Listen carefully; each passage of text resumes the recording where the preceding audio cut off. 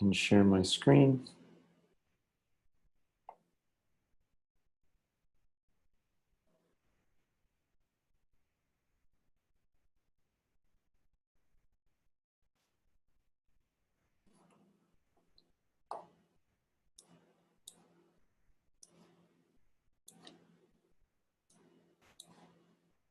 All right, so let's pick up where we left off last week, which, I don't know, seemed like 5 weeks ago for me for some reason. So we started, where were we? I guess we started talking about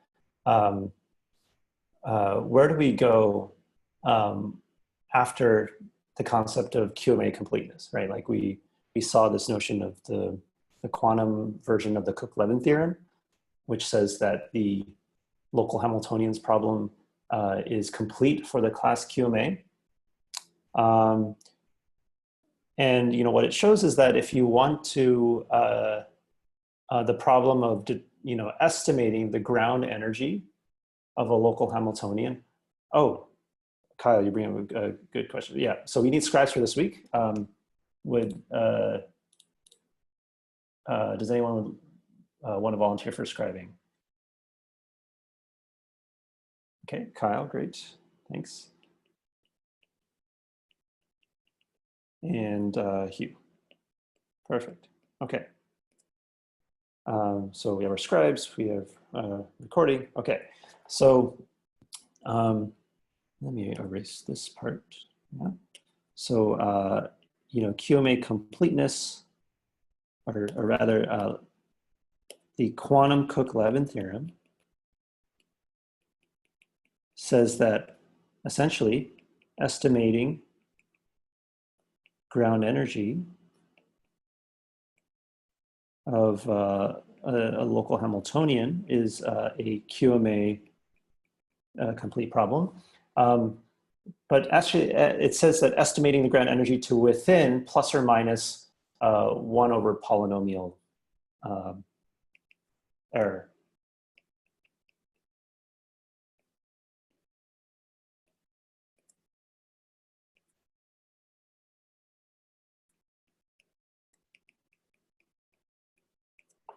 Okay, so it really, it only establishes this QMA hardness when you want to get the ground energy basically on the nodes. So 1 over poly n, n is the size of your instance, like the number of qubits. So the more and more qubits you have to, you want to talk about, this quantum Cook-Levin only establishes that it's hard, to within vanishing error. So a natural question is, well, what's the complexity of, what if you don't want that precise of an approximation? What if you want only, say, a 1% approximation, no matter what the size of the Hamiltonian is? Could this possibly be an easier problem?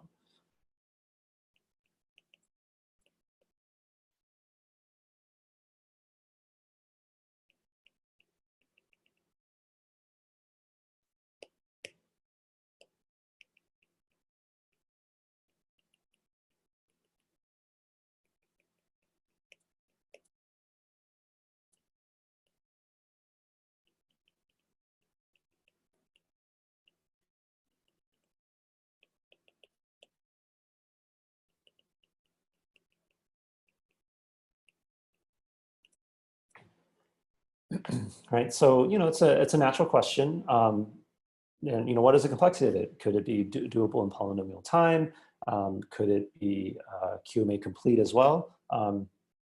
We don't have the answer to this, but this sort of question, people ask the same thing for NP complete problems, like we discussed last time, and this led to the classical PCP theorem.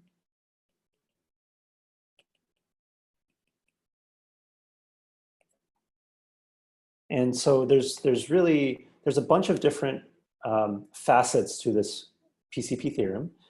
And last week, I presented one facet, which is this proof checking formulation. All right, so what does it say? Let's recall. It says that every NP decision problem can be verified in the following way.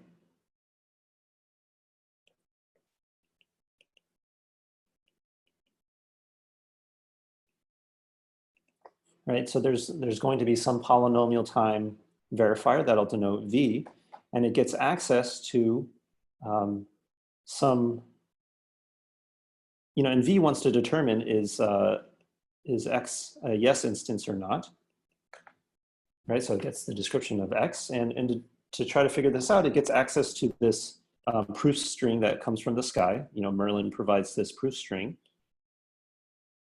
But instead of reading the entire proof, it gets to just randomly choose, say, 3 locations in this proof to determine whether X is a yes instance or not. Right, so if X is a yes instance, there exists a proof Y such that the probability that this verifier accepts is greater than say 2/3. And as usual, if X is a no instance, then for all proofs,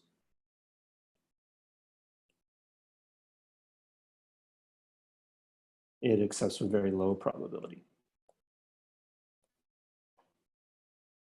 Right. Only by looking at, say, 3 locations. And this is, kind of a crazy statement. So there's another, actually, before I get there, let's get some intuition for what this PCP theorem is really about. Okay, I'm not going to be able to get into the proof of it. It's really involved and it's really interesting. But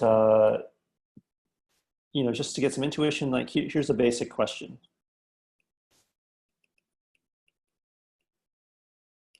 Right, so we basically covered the Cook-Levin theorem back in lecture 2, right? For you can take any NP verifier and encode it as a 3-set instance.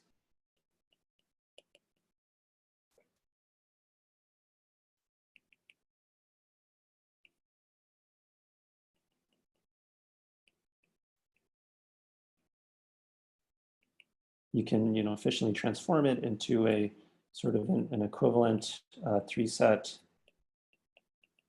instance. What are the clauses of this 3-set instance? Well, there's this begins right, evolves right, ends right constraints. So you might wonder, why doesn't the Cook-Levin theorem already prove a PCP theorem?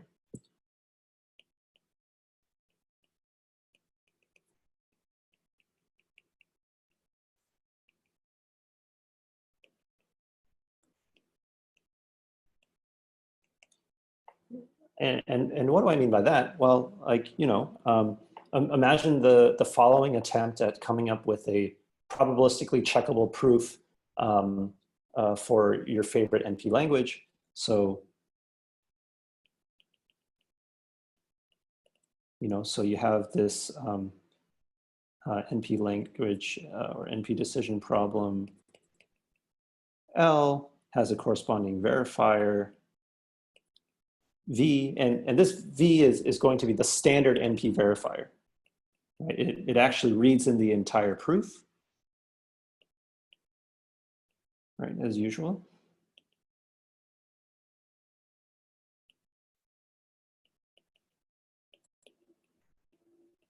Okay, and then we have a corresponding 3-set instance phi that depends on the verifier V, and also the instance X that we're interested in, right? So here's a potential PCP verifier.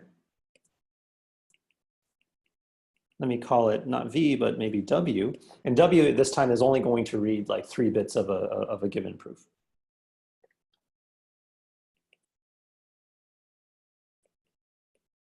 So it's going to pick a random clause C from from this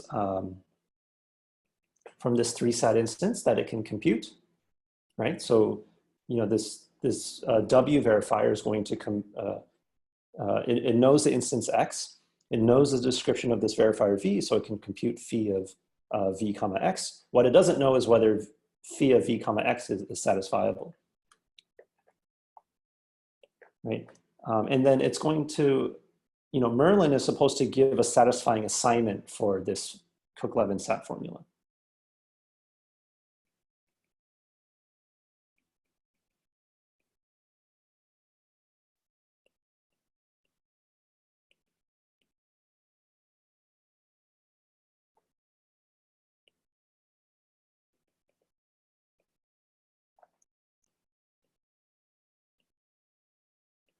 Let's call it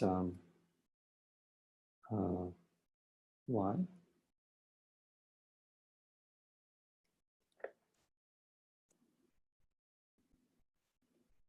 So, you know, it gets this, you know, long string Y, but it's only going to look at the 3 bits that correspond to the variables inside this clause C.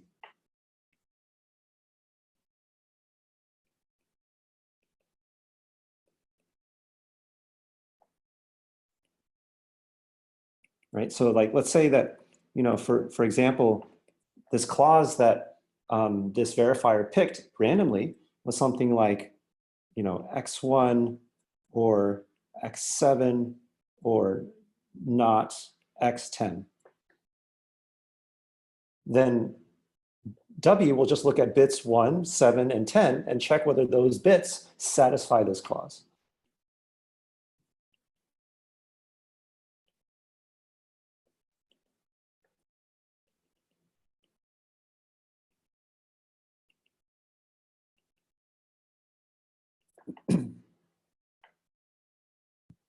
Okay. So does this make sense? Like why this, you know, how this verifier works and why it's a PCP verifier?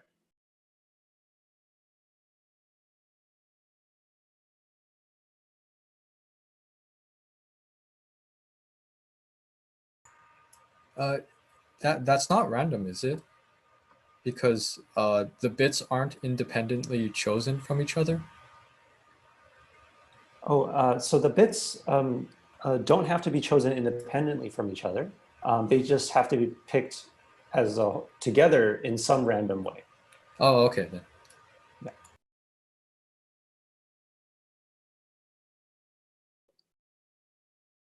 Okay, so I claim that the yes case is fine. Like suppose that X is really in LES, then there is a proof that Merlin can provide that will cause this verifier to accept with probability 1. So, you know, what proof would that be?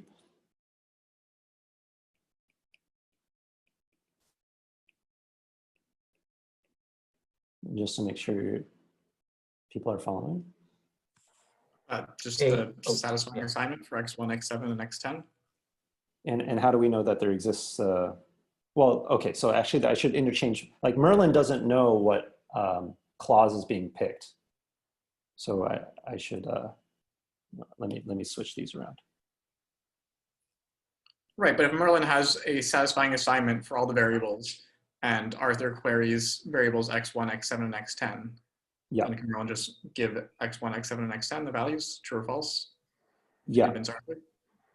Well, right. Well, it disappeared. So the point is that we know that there exists such a satisfying assignment for the whole thing because X is a yes instance. Yeah, exactly. Yeah. It's like this thing is sticky.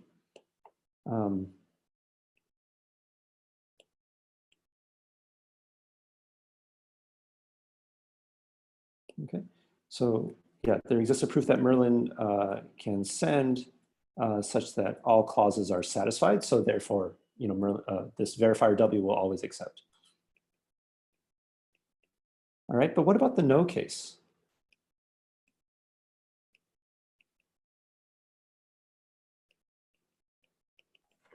there is always an assignment that satisfies all but one clause, like all clauses except for one. Right. So which, can you give an example of such an assignment? Well, any assignment that that does not that is not satisfying can satisfy all clauses except for the last one, because the starts okay and the evolves okay steps are fine. It's just not going to satisfy it in the end. Exactly.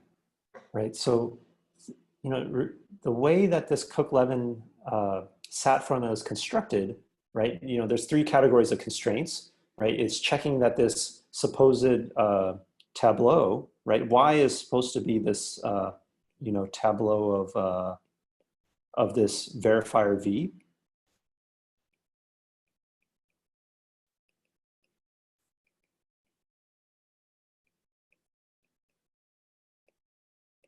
And we're just trying to ascertain whether when you run this tableau that it starts in the right format, all the intermediate computations are correct. And at the very end, the final output bit is 1. So, you know, the end's okay, check, is a constraint.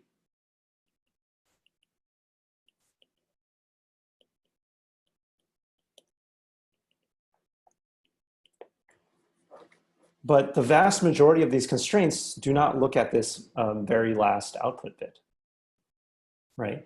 So Merlin can just provide a tableau that's, you know, it starts okay, it evolves okay, it just doesn't end okay. But then if you were to pick a clause at random, the chance that you would pick the end okay clause to verify would be pretty small, right? So, you know,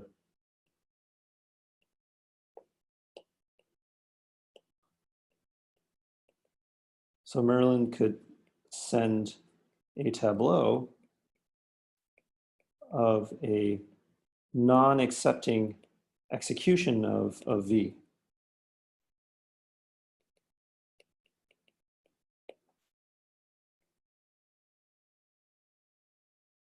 And then W only realizes this if it happens to pick this ends okay clause.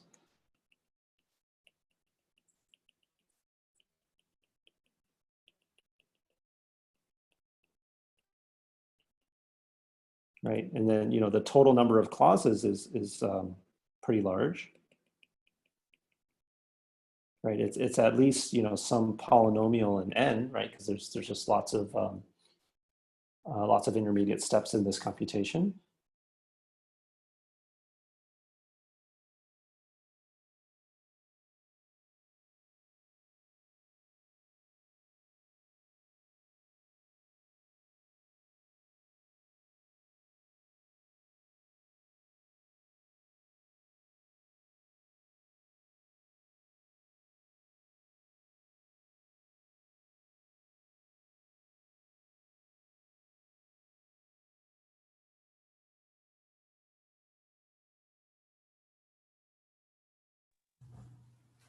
Is it just me or? No, it's not just you. Yeah.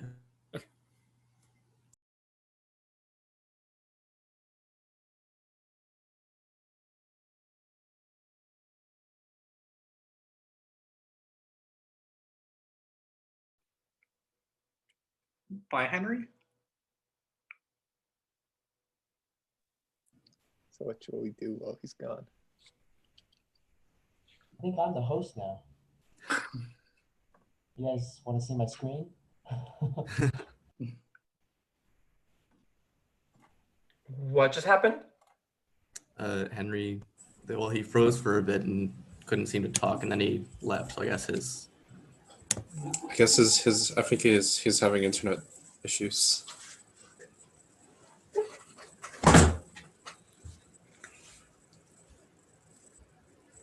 So guys, anyone have any ideas what happens next? We No have spoilers, man. we have a free class I don't know. If he doesn't show up for 15 minutes, are we legally allowed to leave? Yeah. Do you guys want to do a poll for that? Because I can Legally set that allowed up. to leave. We can just watch a movie.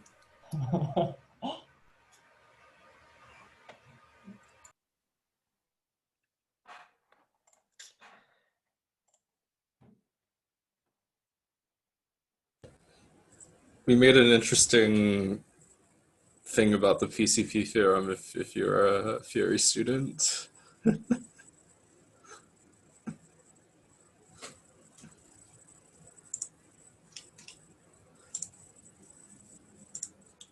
Go for it.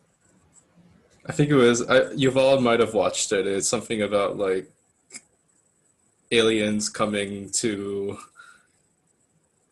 like Earth and claiming that, you know, they have a proof of the Riemann hypothesis or something like that, and then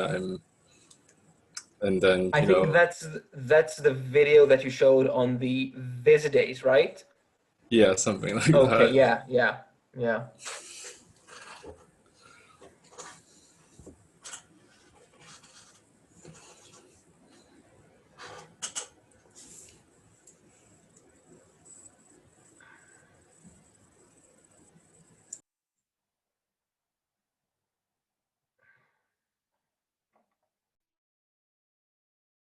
Yeah, Henry's alive in the Slack chat, so he said he'll be back in a few minutes.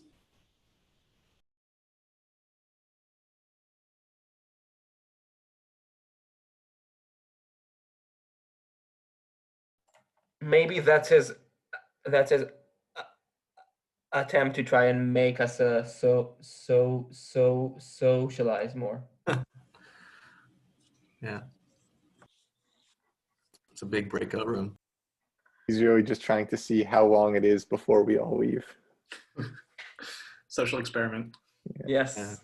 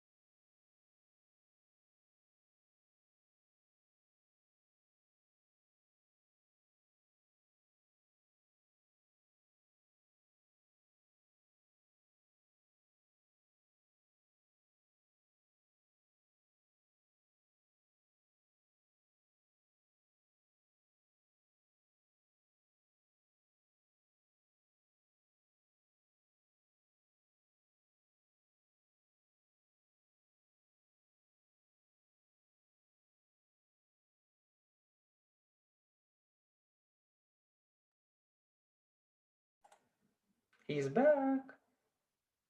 I think so.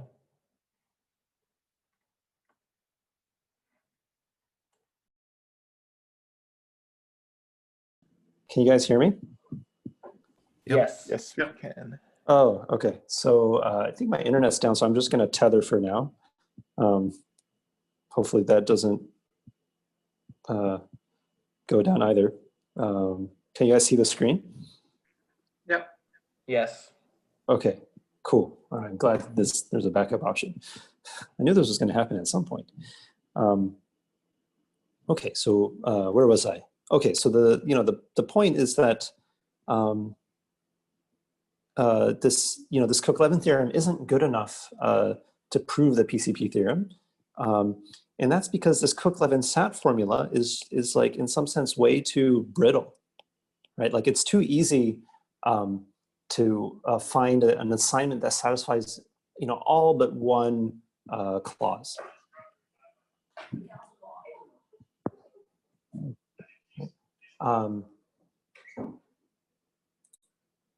Makes sense? So,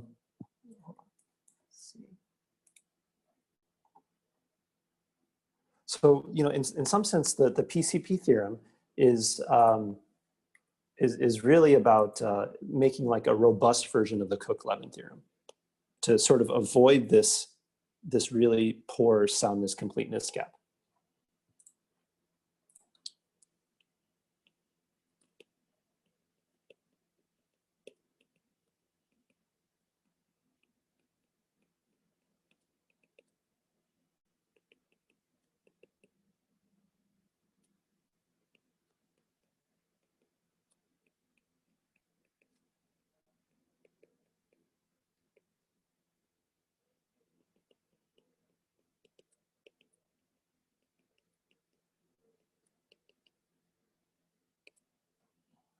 Okay.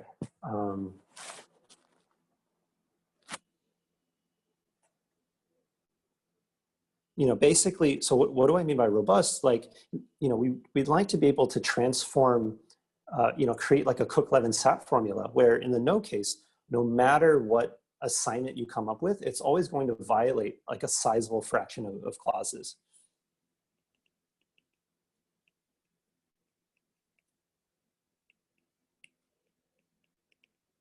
You know, and not just violate one.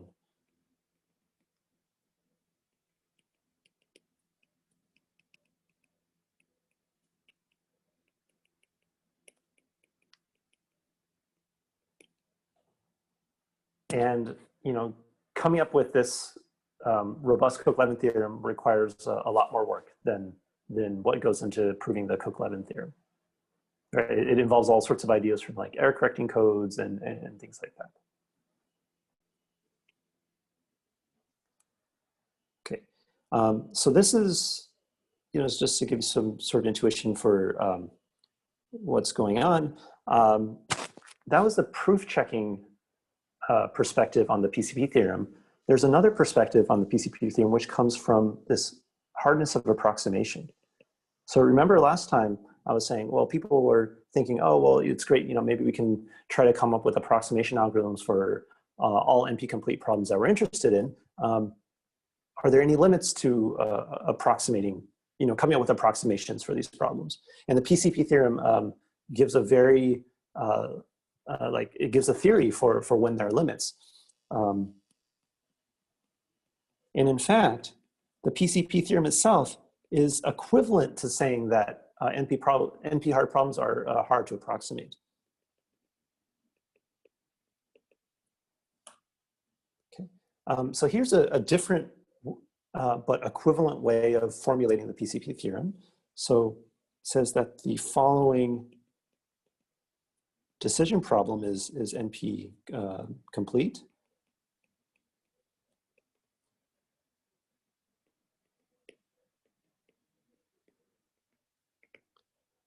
Right, so suppose that you're given a 3-SAT formula, or really any other constraint satisfaction problem, but I'm just going to fix 3-SAT for convenience. Then you have to decide between, you know, as usual, yes and no cases. In the yes case, there has to be an assignment that satisfies, say, you know, 99% of the clauses of phi. And in the no case, no matter what assignment you come up with, it's they can satisfy at most 88% of the clauses.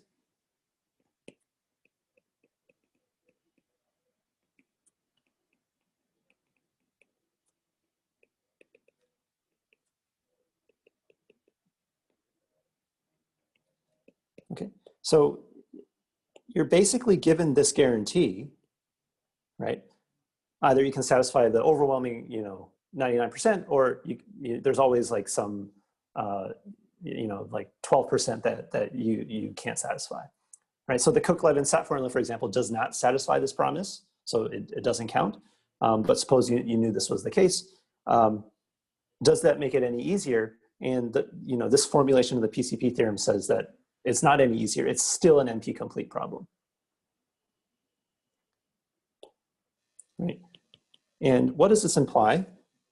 says that suppose that P is not equal to NP, then there is no polynomial time algorithm to estimate, to give an approximation for the maximum number of satisfiable clauses of a 3-sat formula to within 10%.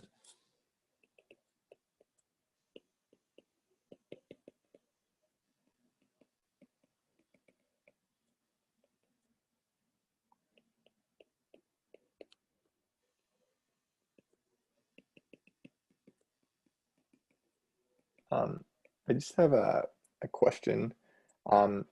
This formulation, the hardness of approximation, seems a little bit different than what we're trying to actually address, because this is just saying, you know, like determine which of these two categories this 3-sat formula falls into.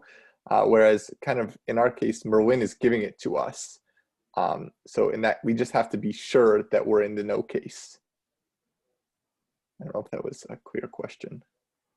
Let's see. So I didn't quite understand the part about Merlin. So could you say that again? I'm not seeing why this is equivalent to PCP. Oh, good. So why this version is equivalent to the proof checking version? Yeah. Okay, good. So it's not obvious, and actually I'll describe that next. So that's a very good question. But before I get there, I just want to double check that is it clear that this statement here that I'm highlighting, that there's no polynomial time algorithm to come up with a 10% approximation, follows from this statement, right? Like, because basically if there was a polynomial time algorithm to do so, then someone would just hand you a 3-sat formula, and you would approximate it to within 10%. And if you're in the yes case, it would, in the worst case, it would say, oh, at least 89% of the clauses were satisfiable, but that means you cannot be in the no case, for example,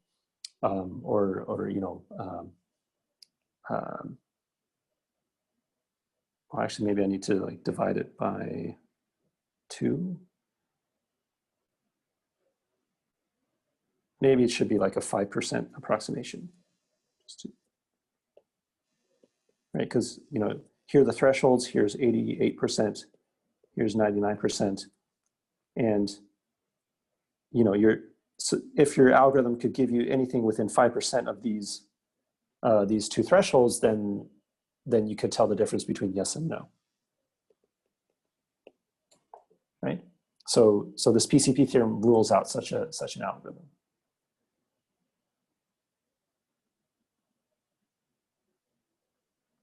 Okay, but sorry, who was it that asked that question?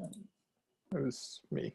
Oh yeah, Ariel. Yeah, so Ariel asked a good question. Like I gave these two, I claimed that there's 2 different versions of PCP theorem are equivalent. Why is that the case? Well, let's take a quick look at that. So the easier direction is to say that this hardness of approximation statement, the second statement that I just wrote, implies that there is a PCP for all of NP, that you can do this really, really efficient proof checking procedure. Okay, so let's cover this direction. So why is that? Well, let's start with your favorite NP problem, L. Okay, let's see. From the hardness of approximation version, we know that you can convert any instance of L into a 3-sat formula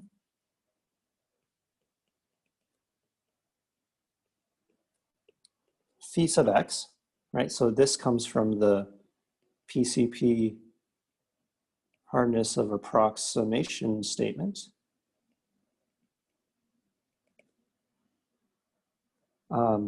There's a 3-sat formula phi sub x that has this gap, like, right? So if x is in L yes, then I'll just say that the value of phi sub x is greater than 99%. Value just means like the maximum number of satisfiable clauses. And if x is in a no instance, then this value of phi sub x is at most 88%. Right, so this is the guarantee we get.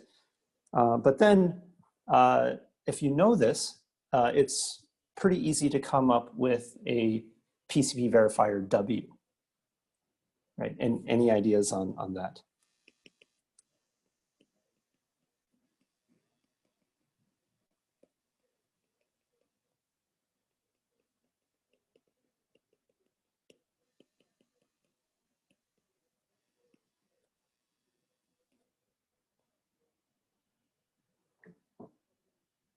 And here's a hint, we actually described this PCP verifier earlier.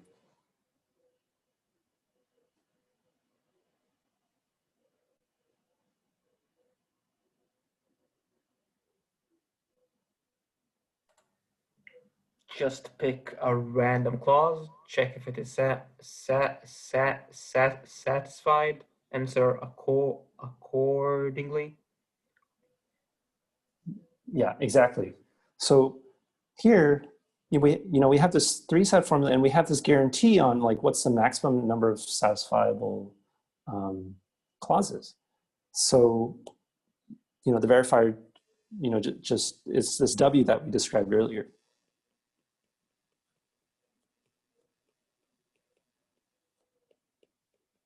Right. So in the yes case, Merlin can always provide such a 99% satisfying assignment. And the probability that W accepts is going to be bigger than 99%. And in the no case, no matter what Merlin says, we can't satisfy more than 88% of the clauses.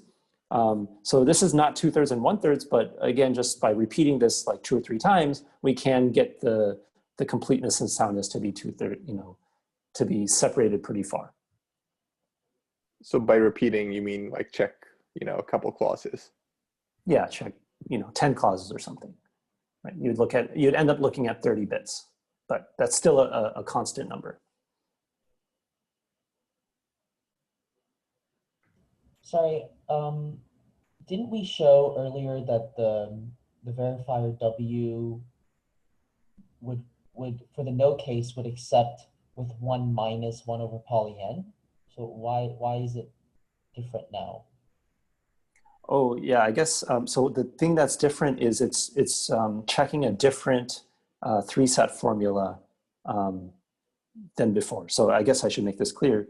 We use this verifier W.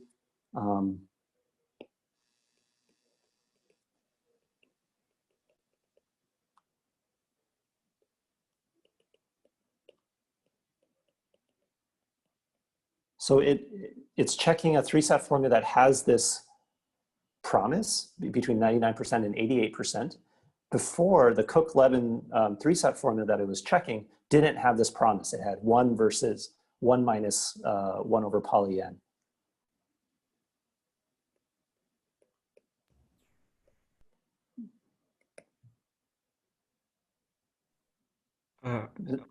Strictly speaking, this figure of 88%, so PCP theorem just says that there exists some constant C less than 1 for which this works, right? The 7/8 was given by Hastad later, right? That's a different involved proof.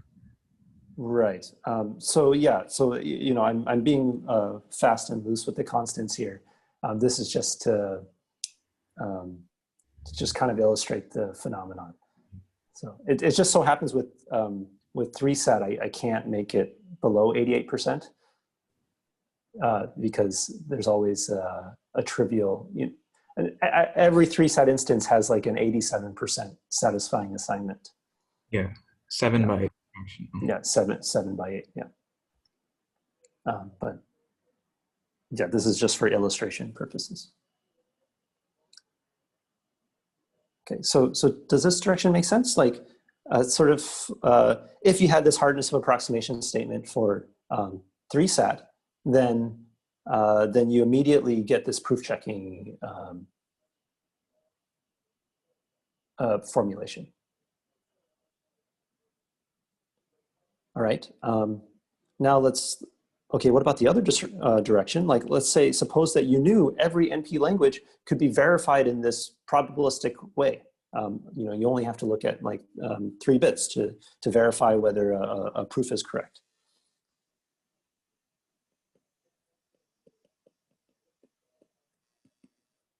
So this in turn implies that that you get a hardness of approximation statement for different constraint satisfaction problems, right? So, okay, so we're assuming that you have this PCP. We don't know exactly how it works, right? We just know that you have a verifier. It gets, let me call it W just to be consistent. This W is going to look at, say, 3 bits at random. And depending on what the value of those 3 bits are, it decides to accept or reject. And we just, and we know that in the yes case, 2/3 of the time W will accept. In the no case, it'll accept with at most 1/3 probability. So we can sort of abstract it in the following way, like how many different, suppose the proof string is m bits long, right? And we know that m is equal to some polynomial in n. What's the maximum number of different possible combinations of 3 bits that this verifier W could possibly look at?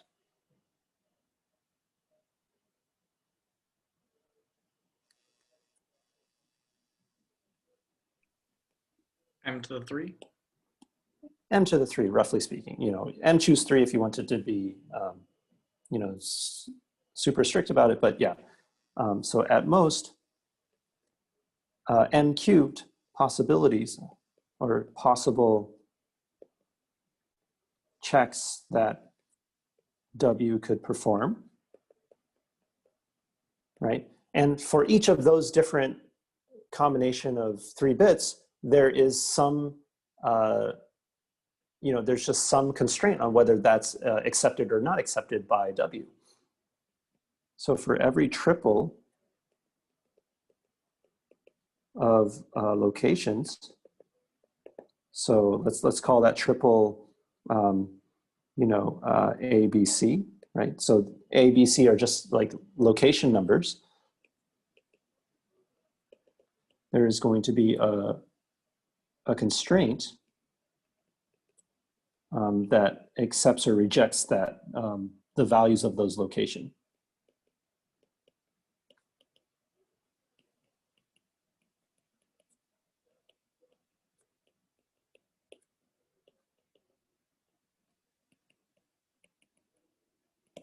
Right? I'll even call it a clause just to be suggestive. So the clause will depend on, so the clause will be indexed by that triple of locations. So let's say it's A, B, C. And the bit here would be YA, YB, and YC. Well, hopefully you can see that. So the clause is going to be some constraint on these 3 bits, right? And you can aggregate all of these clauses together, and you can view this as, maybe not a 3-set instance, but at least a 3 local constraint satisfaction problem, right? So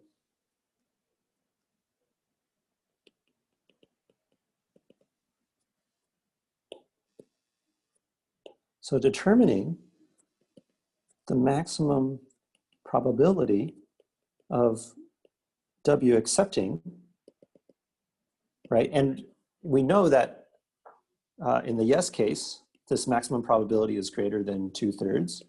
And in the no case, the maximum probability is at most 1/3.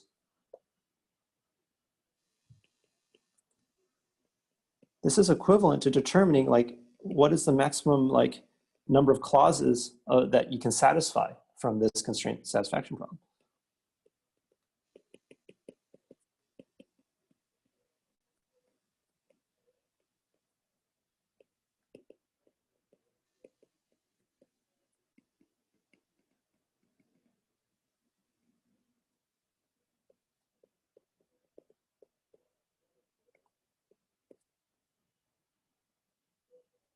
Right, so we basically have our hardness of approximation. Suppose you could approximate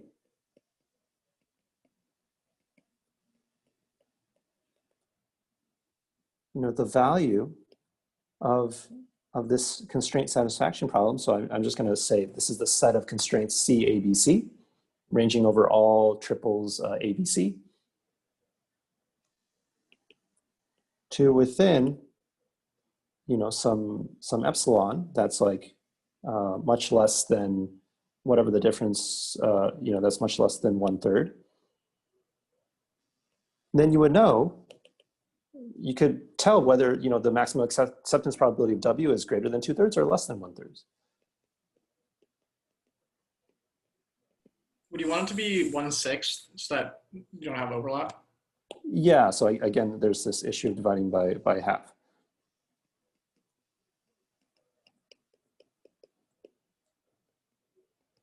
Right?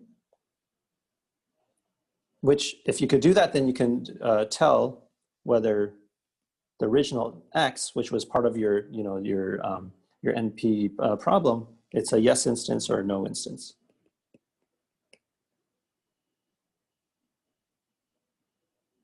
Right. So now we have basically hardness of approximating this 3 CSP, this 3 local CSP, to within a factor plus or minus 1/6.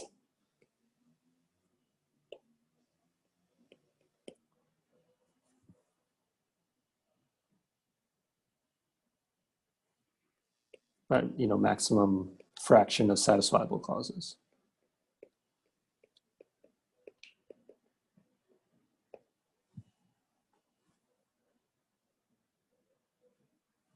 Okay, so we have this equivalence that goes both directions.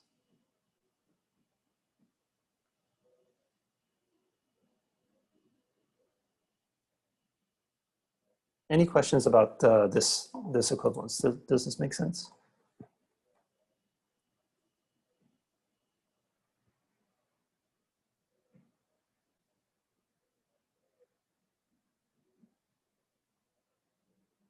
Okay.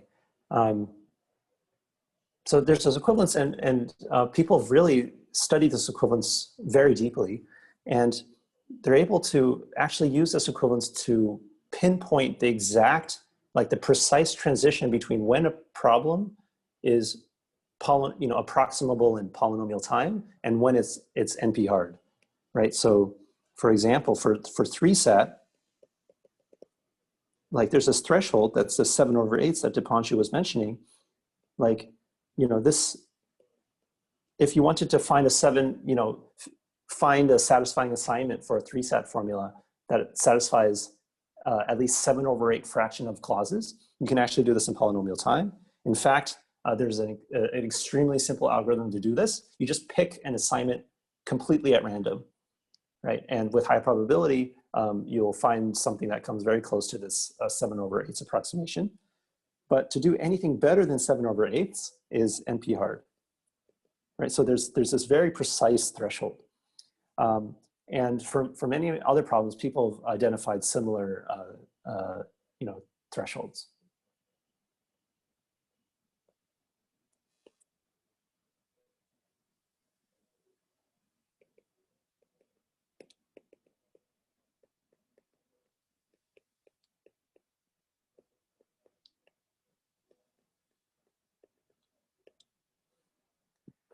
Okay, so a lot of that, we've gone through a lot of, classical complexity theory. Let's turn to, what we're originally interested in, which is what about a quantum PCP theorem?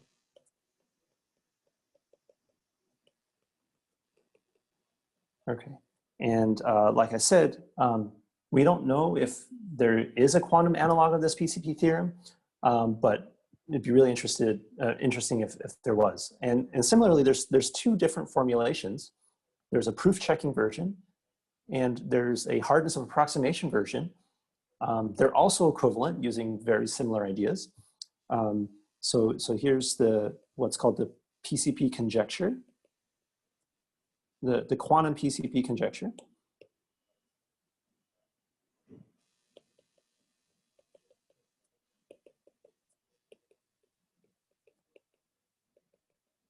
Okay, and this will just be, as you might expect, it's just like QMA, right? Merlin hands you a quantum state, but instead of measuring the entire quantum state to determine whether you're in a yes case or the no case, you just make local measurements. You choose 3 qubits at random, and you just measure those 3 qubits, and you decide whether to accept or reject.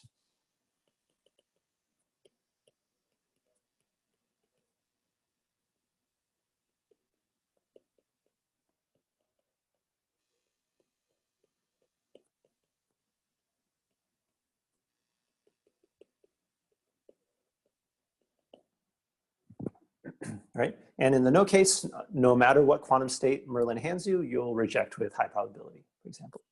So this is a very natural formulation of the quantum PCP conjecture. But actually, the thing that really people are most interested in these days is the hardness of approximation version, or the local Hamiltonian version.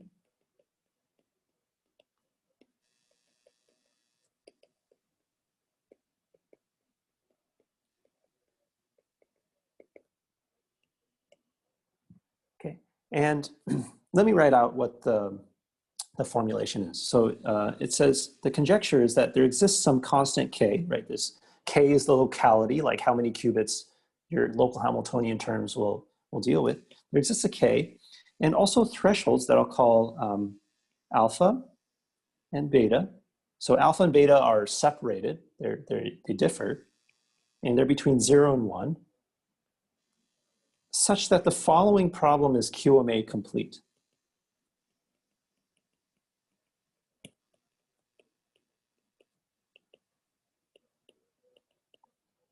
Right? You're given a k local Hamiltonian. So it's going to be you're given a description of these local terms. There's m terms, and they act on n qubits.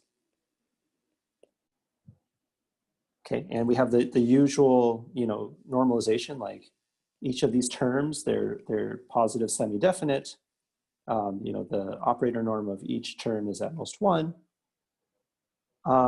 We have to decide between these two yes case, between these two cases. There's a yes case, which is that the ground energy of your local Hamiltonian, before we said it's just less than, we had these two numbers A and B, right? We wanted to decide between less than A, greater than B. Here, we have these two parameters, alpha and beta. So it's going to be less than alpha times m, right? Where m is the number of terms. And in the no case, the ground energy of this Hamiltonian is going to be greater than beta m. Right, and really the thing to pay attention here is these two cases are separated pretty far, because we have this number m here, and remember that m, which is the number of terms in your Hamiltonian, this is a growing quantity that grows with the number of qubits that are involved. Before, we didn't have this. Okay. It grows with the number of local Hamiltonian, no, with the number of constraints, not with the number of qubits. Fair enough. But if if you have fewer than a linear number of constraints, then there's some qubits that aren't even in the picture. No, sure, yes. Yeah, right. So we can always sort of assume that the number of constraints or terms that you have will at least be the number of qubits, sort of just for it to to make sense, kind of. Okay, so these are equivalent, maybe not surprisingly. So why is, and this is one of the holy grails of quantum complexity theory, to determine whether this theorem, this conjecture is true. And people are interested in it, not because, I mean, it'd just be really cool because, the classical PCP theorem is really cool and lots of people are really interested, and it'd be cool if we had a quantum version of it. But in fact, if the quantum PCP conjecture were true, or even if it were false, it would have implications for many-body physics. Have very interesting ones. So, what are those implications? So I'll call it QPCP is interesting because its truth or falsity, whether it's true or false, has interesting consequences for many-body physics. Right, and basically, here's sort of like the punchline, which is it's sort of an answer. It would answer the question: can complex entanglement persist at room temperature?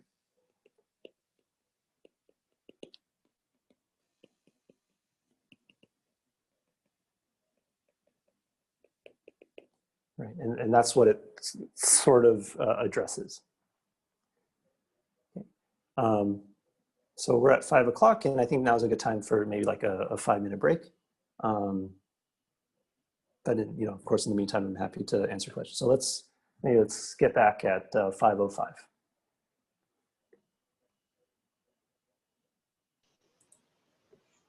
Hey, can I ask a question regarding to the hardness of approximation and the PCP? Sure. Actually, can you give me 1 second? I'm going to switch, untether, and then go back on my normal internet because I think it's working again. So just give me 1 minute. Yeah.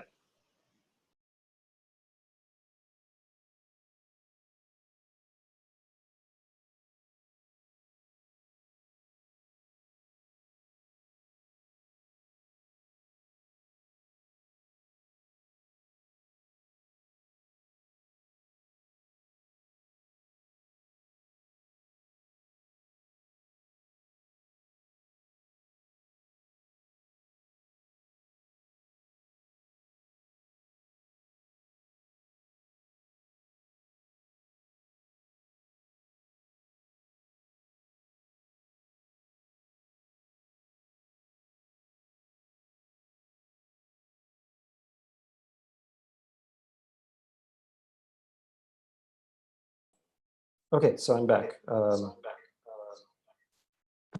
What's your question? So in PCP, we assume to use at least 3 bits to look at. However, to prove from the hardness to PCP, we actually only need to look at 1 single bit of the problem. So it seems that we really can transform a 3-stat formula to a PCP that only queries 1 bit. Is that correct? Oh, good question. So that it's not possible. One, you need to always query at least 2 bits. 1-bit PCPs do not exist. Like, there's no PCP where Merlin sends you a proof string and you only have to look at 1 location. That's known not to be possible. 2 bits is the minimum. So you were saying that this equivalence, which direction were you saying? From hardness to PCP. From hardness to PCP, this one. So here we only need to look at one formula, 1 clause, right? 1 clause, right? But the clause involves at least you need at least 2 variables in the clause. So this here this says 3 sat, so you have to look at 3. A similar theorem holds when you're talking about 2 sat formulas, like clauses where that involve 2 variables. But it's definitely not. It's definitely known that 1 sat formulas are not in, approximating them cannot be an NP complete problem. Okay, Like, I see. that's just So too it's- simple of a constraint satisfaction problem. So it's 1 class, 3 variables in this case. Yes. Thanks.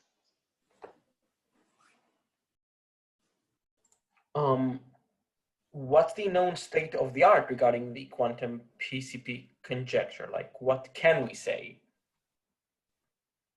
Well, I'll devote basically the second hour to talking about this. Oh, sure. But basically, it's just a lot of bad news, or in the sense of we don't have much positive progress towards proving it. We just have a lot of negative results saying that you can't prove it in this way or this way or this way, for example. Like, sort of a barriers to proving the conjecture. They're not really barriers in so much as saying like certain constructions are too simple to work. Mm-hmm. Yeah. I see. And one more thing, in the definition of a quantum PCP, like the restriction on the query complexity is the number of qubits that you query, right? But if I remember correctly, for example, in the usual quantum query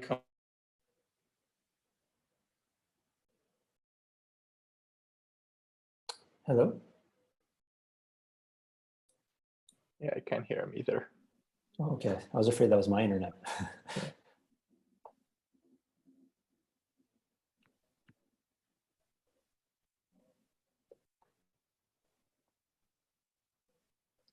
Guess today's not a good day for internet. Can I ask a quick question, maybe while we wait for him before we start? Sure. With regards to quantum PCP, so you're gonna measure, some fixed number of qubits. Do we allow you to, do any operations on the qubits before you do the measurement, or no? So, like for example, entangle them with some of your other qubits. Oh, that's definitely allowed. I guess I was using measurement in a general sense in which you can measure it not necessarily in the standard basis. You can rotate them, entangle them with something else and then measure them. Oh, but all of those, they do count to the limit of how many qubits you're allowed to, you're allowed to access that many of qubits, kind of.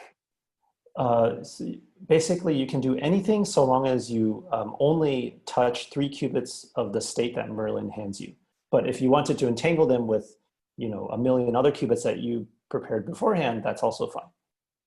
But you can only entangle 3 of Merlin's qubits with your million others. Yeah. Okay. Thanks. Yeah. So my internet sucks as well. So where did I cut off? So the last thing I heard you say was something like the quantum query model. Yes, like there you don't count the number of qubits that you measure, but you count the number of times that you like invoked a call to like f, like the like your function f, like did some measurement on the state that is your input, right? Mm-hmm. Yeah, it's a different model of the quantum query model in that sense is different. Here you're you get to pick 3 qubits, and I wouldn't even use the word query. You really just measure them in some way. So this is like even more restrictive then. I would say that they're different because in the query model, you get access to a Boolean function. Yes. You're not making measurements, where here you get a little more freedom in what you choose to do with those 3 qubits. So I'm not sure they're directly comparable. Okay, I see. But like for some reason, this is the natural way to define it for PCPs and not the other way around. Yeah. It's natural because if we're trying to follow this like hardness of approximation for CSPs, you look at three variables. Variables, of course, are like qubits. So sure. Great. Any other questions? I have one. Just clarifying, what is the conjectural part of the PCP conjecture? That a W exists, which satisfies all of these properties we've detailed? You mean this proof checking version? Yeah, so what are we conjecturing specifically? We are conjecturing that for any QMA problem that you walk up with, so we know of one, like this local Hamiltonians problem, where you want to estimate it, the energy very, very precisely, the ground state energy very precisely, right?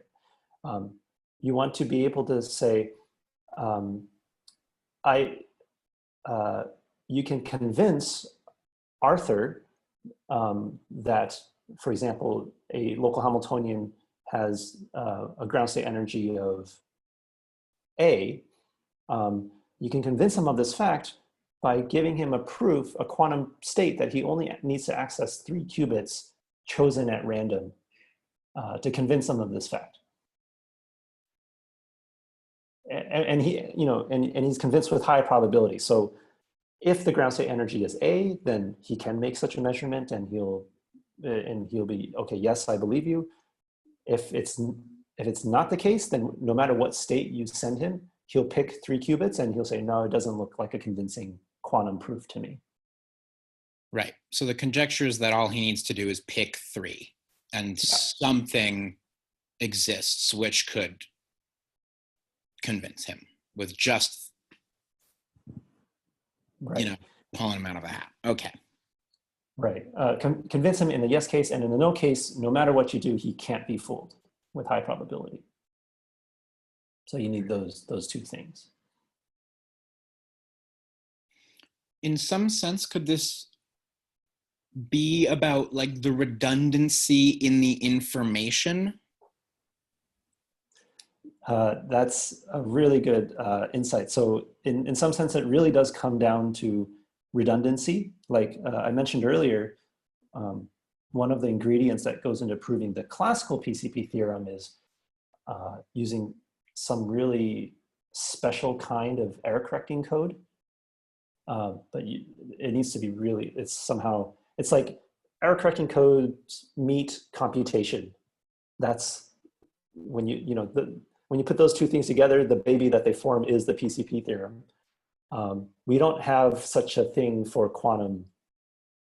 In order to prove a quantum PCP theorem, we would need this kind of marriage between quantum error correcting codes and quantum computation in a way that is different from what you may have heard before. But yeah, it really does come down to some kind of clever redundancy. It reminds me a bit of an old folk tale I was told about. It was titled to me The Blind Wise Men of Persia. And it involves a bunch of blind wise men trying to figure out what a given animal is by touching just parts of it at a time. But when given an elephant, they're completely at odds with one another about what it is, because one guy's got the tail, one guy's got the trunk, a tusk, an ear, a leg, and the thing's sort of a hodgepodge creature. We've got one guy thinks it's a snake, one guy thinks he's holding a piece of rope. But maybe if one guy got all the parts, he would have said, oh, that's an elephant. Right. Yeah, I also happen to really like this parable or story or whatever it is. In some sense, it's sort of saying like, in this kind of PCP theorem type of thing is saying, in order to determine whether this object is an elephant or not, you don't necessarily need to look at the whole object. You can just look at, take local views of it, and just from the local views decide whether it's an elephant or not. So in that sense, I think it's related. Okay, so great questions and comments. Let's continue on. So now, the second half, it's mostly going to be just like a lot of philosophy in the sense of like connecting it to why there's these interesting consequences for many body physics, and this brings us to this topic of the complexity of ground state entanglement. Okay, so we're really bouncing all over the place here. We're talking about like PCPs and classical proof checking, but now we're somehow this is connecting to like ground states and entanglement. So here I want to describe, what can complexity theory tell us about many-body physics, right? So, let's recall that local Hamiltonians are a way of describing the physics of a system of interacting particles, right?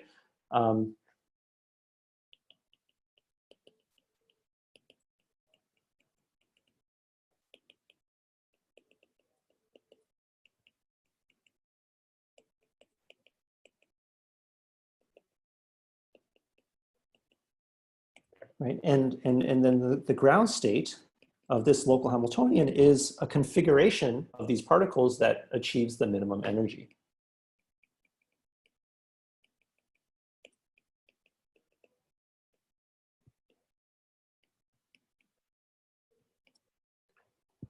Right, and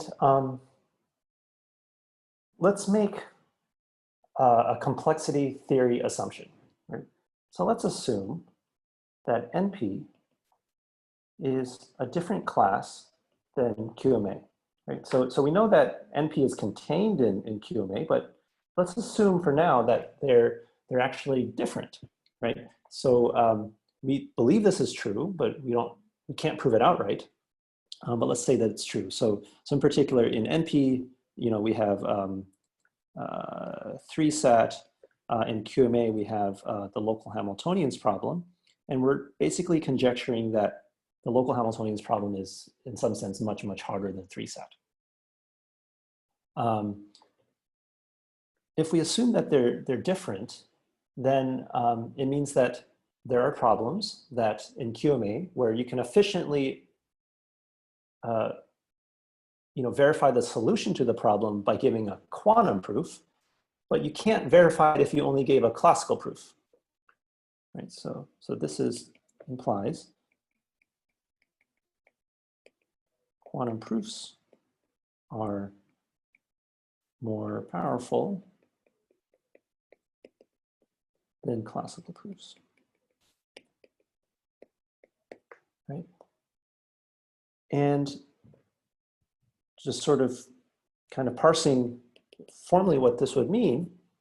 Since we know that the local Hamiltonians problem is QMA complete, it would mean that ground states of local Hamiltonians in general do not have useful classical descriptions that are polynomial sized.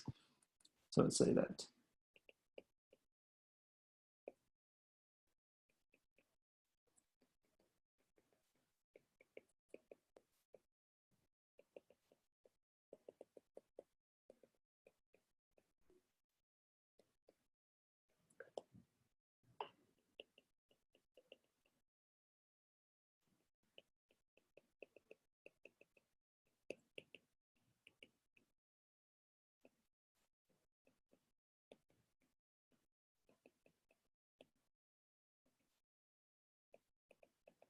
So we know what polynomial size means, right? Like if you have a ground state on n qubits, a classical description would be some string of length poly n that somehow describes this ground state.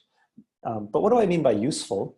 I mean that given this description, you can actually extract useful information about the ground state, such as you can maybe estimate the energy of this ground state with respect to the Hamiltonian, or you can maybe like figure out properties of the ground state, like, you know, what happens if I measure qubit 10 of this ground state? What is the probability of getting a certain outcome, right?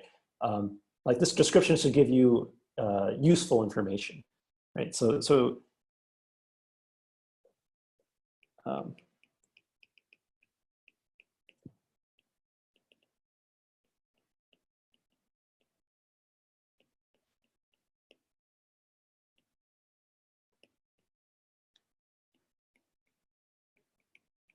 Here are examples of non-useful or examples of classical descriptions that don't fit either criteria.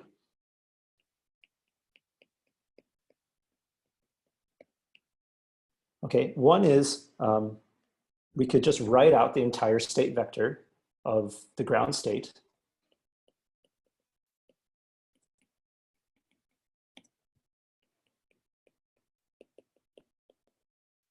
Right, so this is it's a vector that lives in this Hilbert space, but clearly this is intractable. It's an exponential size description, so it's not polynomial size. So it's too large of a description, and you know already in some sense that by itself means it's not useful. But I can give you a polynomial size description of this ground state. That's not useful. So I can say, here's a local Hamiltonian, and the ground state is the ground state of this local Hamiltonian. So I'll point to this and say minimum, or you know, eigenvector of minimum eigenvalue.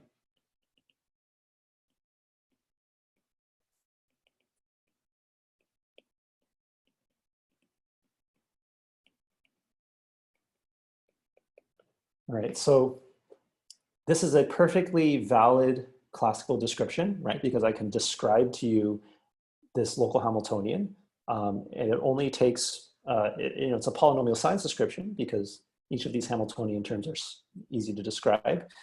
And you know, we can even assume that this local Hamiltonian has a unique ground state.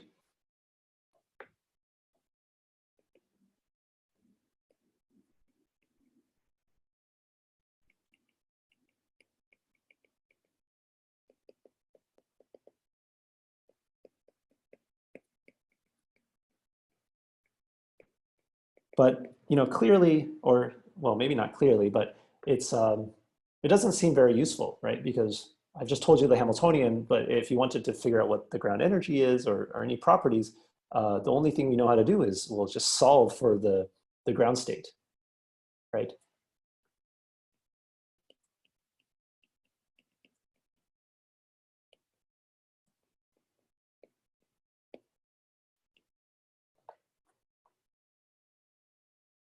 Okay. So going back to this assumption, NP not equals to QMA, it would say, well, in general, you can't really get around this, right? There's just some local Hamiltonians where the ground states are, you know, you just can't describe in both a succinct and useful way. What are some implications of this, right? Like some further implications of NP not equals to QMA, and this is where we get into the physics, would mean that there, you know, there exists local Hamiltonians whose ground states are going to be highly entangled.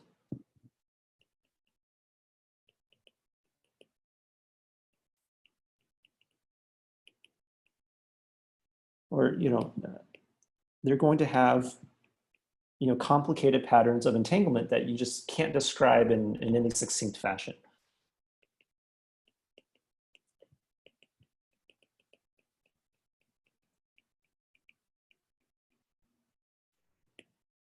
Right? Just as like a baby demonstration of this, like, you know, in particular, you can't, it's not going to be the case that you can always write the ground state of a Hamiltonian as a product state.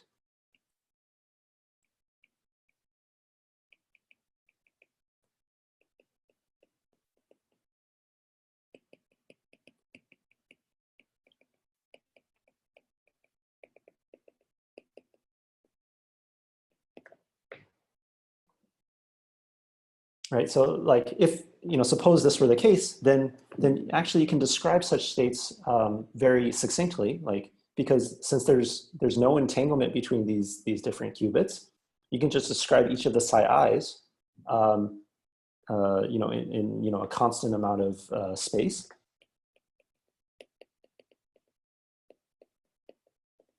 Right? And it's also a useful description, right? Like if I wanted to estimate properties of this state, you can actually do so in classical polynomial time, right? Like, so this is also useful, right? Like if I wanted to compute the energy of this product state with respect to some local Hamiltonian, you can also do this, right? Because this will just be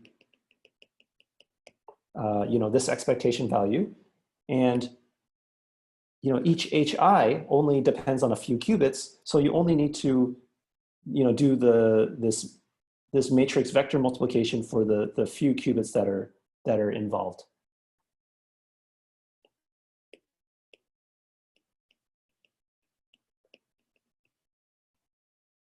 Right, but this complexity assumption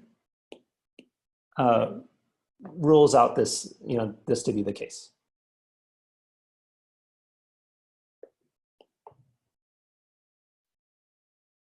Because we're not supposed to be able to do this.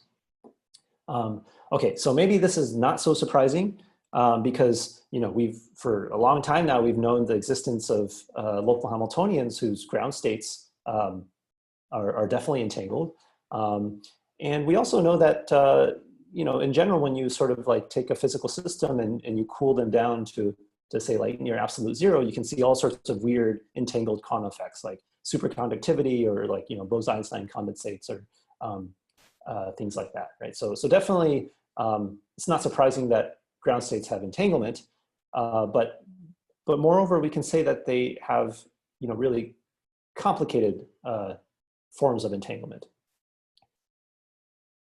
And this is kind of this implication of this NP not equals to QMA is interesting because actually over the years we've also found many good ways of describing complex entanglement, right? So in particular, there's something called tensor networks that people have developed over the years, which are very effective means of describing complicated patterns of entanglement.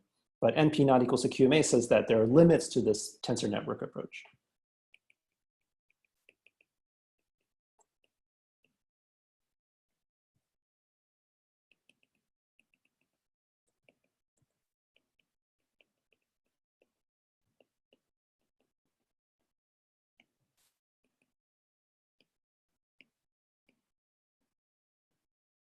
Right, so let me get a little more into that. Tensor networks is a powerful way of describing many particle quantum states. Okay, and there's many different classes of tensor networks. If you haven't heard of these before, and maybe you come from like you have a background in machine learning or AI, if you've heard of these things called like graphical models, it's sort of like the quantum analog of graphical models, right? So graphical models are like very succinct and expressive ways of describing complicated probability distributions.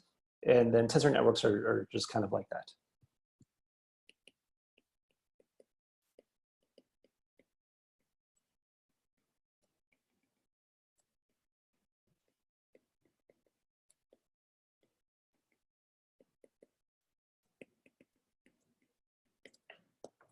And there's like a long history of success stories with tensor networks. In particular, there's something known as matrix product states.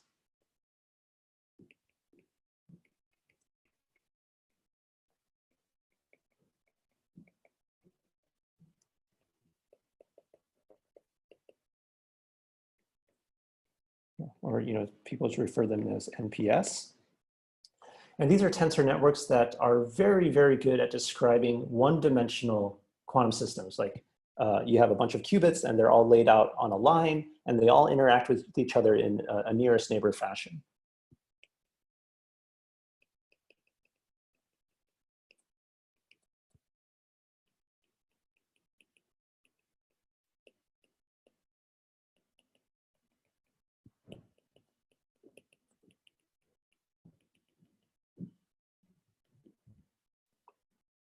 And in fact, you know, through these like matrix product states, people have been able to show that a very important class, like these one-dimensional local Hamiltonians, or a special class of them, can actually be solved in polynomial time. So here's a theorem that's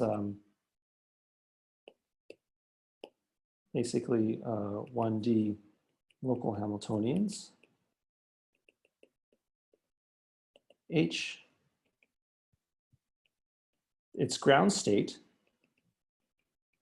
can be found, or so like a matrix product state representation of this ground state can be found in polynomial time. So n is the number of qubits. There's also a dependence on this factor here.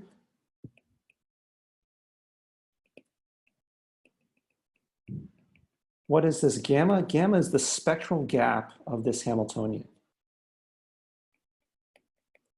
Right, so the spectral gap is going to be the difference between its lowest energy state and the next highest eigenvalue.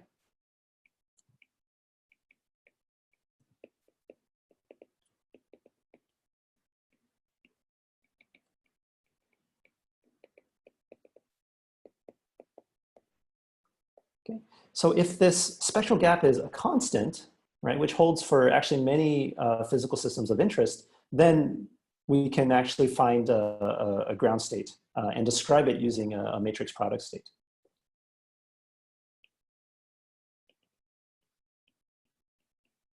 Okay, so this is kind of like a success, very well-known success story for these tensor network methods.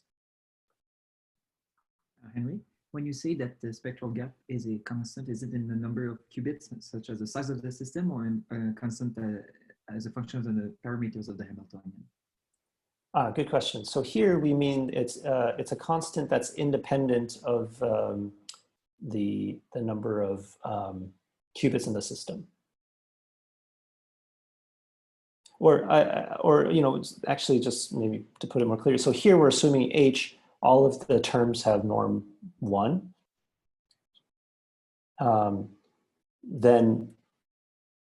Then you know this, and whatever the spectral gap of this Hamiltonian, this matrix is, this gamma, that's the gap that I mean. And so and the algorithm will run in this time.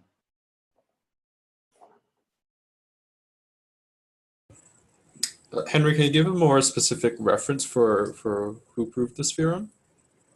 Sure. Or do you remember? Yeah, so this was formally, okay, so there's a couple things.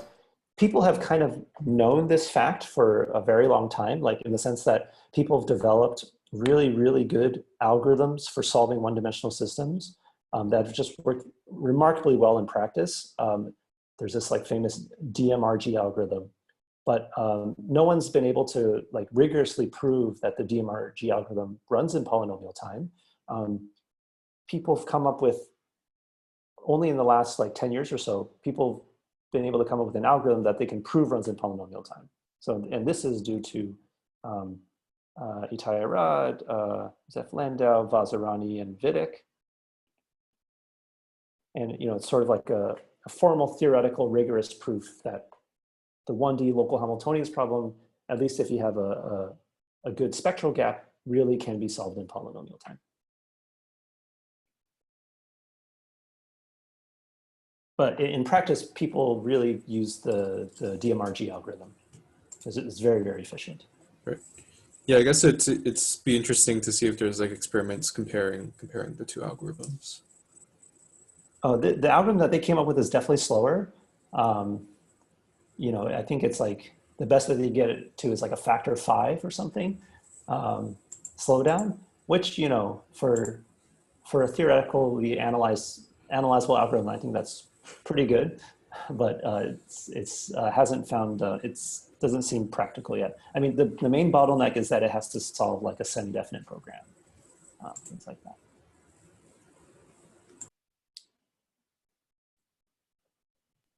Okay. While So, DMRG is an approximation algorithm. Say that again. Is DMRG an approximate algorithm? Is that why it's faster? Well, they're both approximations. I mean, they come up with very, very good approximations. So for, you know, all intents and purposes, you can say they solve it exactly. It's faster in that it operates on some heuristics. You know, like when people came up with the DMRG algorithm, they came up with some heuristics that just work really well in practice. But it's really hard to analyze these heuristics and argue that in every single case, the algorithm will converge or will find the right answer. In order to actually get these guarantees, like this algorithm of, you know, Arad, Landau, Vazirani, Vidic, it has to do all these other things to really get this guarantee of convergence. And so that's why it runs slower.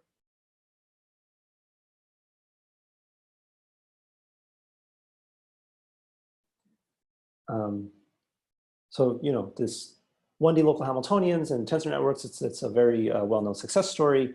And tensor networks is like really a hot subject in you know, quantum information and many body physics. There's many other types.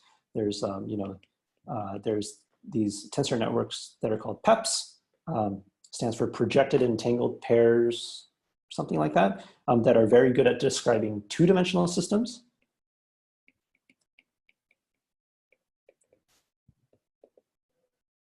Like Hamilton, you know, ground states of Hamiltonians that are defined on a 2D lattice. There is no algorithm that's known for solving 2D systems. This is like a big open question. And people think maybe PEPs are a good way of describing that. There's also another type of tensor network called MIP RE, which are good at describing like tree-like. Imagine that, you know, you have a tree that sort of, you have a branching factor at each stage.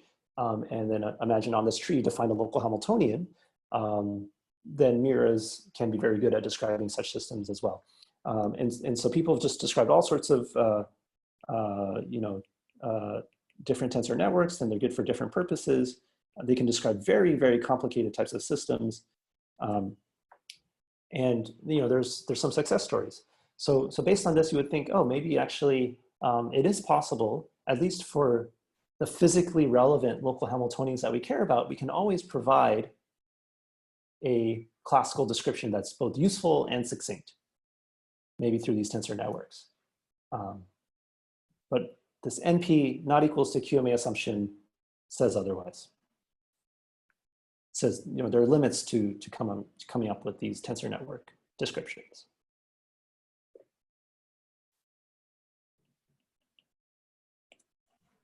You said that it's not known whether 2D quantum local Hamiltonians can be solved in polynomial time. With, and I guess with assuming there's a gap, like if you have a Hamiltonian that has a big spectral gap. Oh, that has a big spectral gap, but otherwise we do know that it's QMA complete, yes? Yes. Oh, okay, sure, thank you. Even for one-dimensional, okay, so I should even point out, even for one-dimensional Hamiltonians on a line, this is a QMA complete problem to find the ground state, but there the spectral gap is vanishingly small. Okay, so maybe I'm not exactly understanding what do you mean by one-dimensional. When you like, I thought the dimension is K. So by dimension, I refer to like if how the qubits are arranged and how the interactions or terms are arranged. Oh, sure. Yeah, sure. This K is the locality. Mm-hmm. Like, okay. Right. Okay, sure. Yeah. Thank you. But the dimensionality Sorry. will K, correct? The dimensionality will place a limit on how large K can be. Is that right? The dimension, I guess so, right, because in one dimensions, you only interact with the neighbors to your left or to your right, so that's too local. Well, actually not necessarily, well, yeah, I guess so, yeah. When I say dimension, it's like, I'm assuming like things are arranged in a lattice, and the edges of the lattice are where the interactions are happening. So K is at most 2D, where D is the dimension. Yeah, right. So 2D. Okay. I guess we're talking about two local Hamiltonians.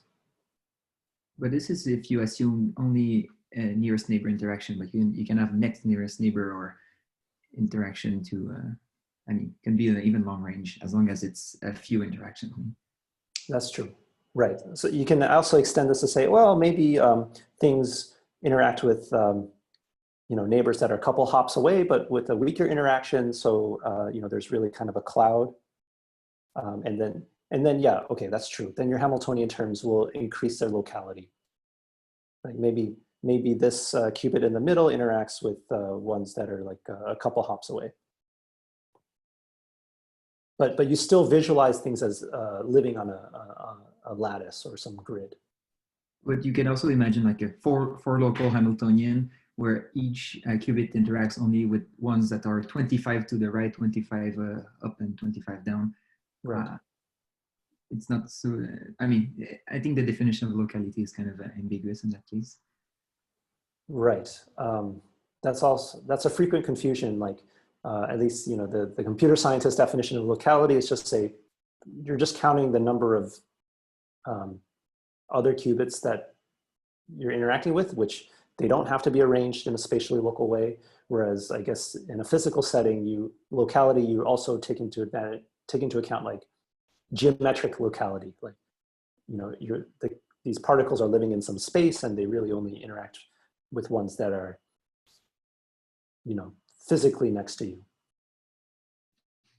And it's also important for measuring stabilizers in quantum error correction code. What's harder, measuring the five closest qubits or 3 that are far apart? Mm-hmm. Right. What's more local? Right. And that probably just depends on the system you're talking about. I mean, generally people, of course, also, if you can get things to be physically local as well, then that's nice. But there's some systems where you don't have that constraint. I guess like these trapped ion, quantum computers, you really can have qubits that are far away interacting with each other. Right, that's a good point though. Yeah. Okay, so these are now hopefully you can start to get a glimpse of how making these complexity assumptions tells you something about many-body physics, right? These local Hamiltonians can have complicated ground states. So now now we can explain why quantum PCP has even more dramatic implications. And this is the theme is the complexity of entanglement at room temperature. So Henry, before you mentioned that tensor networks had limitations. Is that what you're getting into, or if not, what are these limitations? I mentioned that tensor networks are. Sorry, maybe I froze. Yeah, they have limitations in how they can describe entangled systems, accurately describe entangled systems. Is that what you're getting into now, or if not, what are these limitations? Oh, so I won't mention tensor networks again. These well, I guess this complexity theoretic assumption, where was it? NP not equals to QMA implies, tensor networks in general cannot effectively describe all ground states of all local Hamiltonians.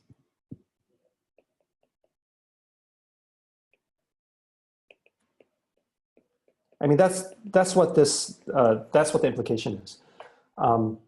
it doesn't tell us exactly what the limitations are. It just says that we cannot hope. Because one dream that you might have had is say, oh, maybe for every type of local Hamiltonian, there's always like a very effective and succinct tensor network description.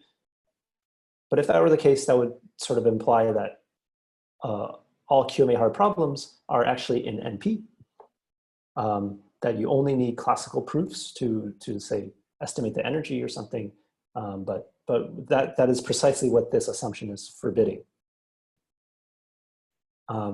If you're asking what are actual limitations that people are running into today, and there are plenty. Like for example, people don't, they think that, for example, this PEPS tensor network could be a good ansatz for two-dimensional systems living on a 2D grid, but we don't know of any polynomial time algorithms to come up with a PEPS description of these 2D ground states. So that's already one limitation, and people have been trying for a long time, and there's some evidence that it's not possible with PEPS. What's your belief? What's my belief? Oh, well, I'm not really. I'm kind of a bystander in this, but my condensed matter friends tell me that it seems pretty hard. Yeah, I mean, I don't really know. I just go with what they say.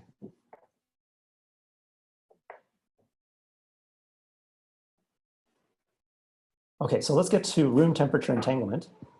All these implications, as I was saying, maybe shouldn't be so surprising. So, let's say you have a local Hamiltonian H, right? And if you draw its spectrum, right, we have a minimum eigenvalue, we have a maximum eigenvalue, right? And this range between min and max kind of represents like all the relevant energy levels that we consider. The reason we have this cutoff, this lambda max, is really, it's sort of saying like any energy level beyond this lambda max, we don't consider physically relevant. One way to justify this, justify having a cutoff is say, if you just inject too much energy into the system, then it just explodes, and then your Hamiltonian description of the system like isn't accurate or relevant anyways. So anyways, it's reasonable to impose a lambda max. Lambda min is going to represent something like, cooling something down to absolute zero. Okay.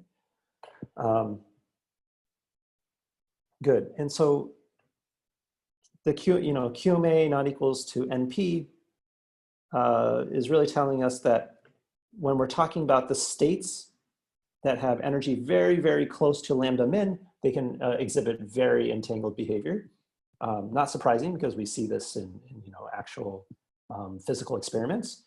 But the question is, well, what kind of quantum stuff can happen when the energy is closer to this medium range? So I'm going to call this medium energy or medium temperature or room temperature.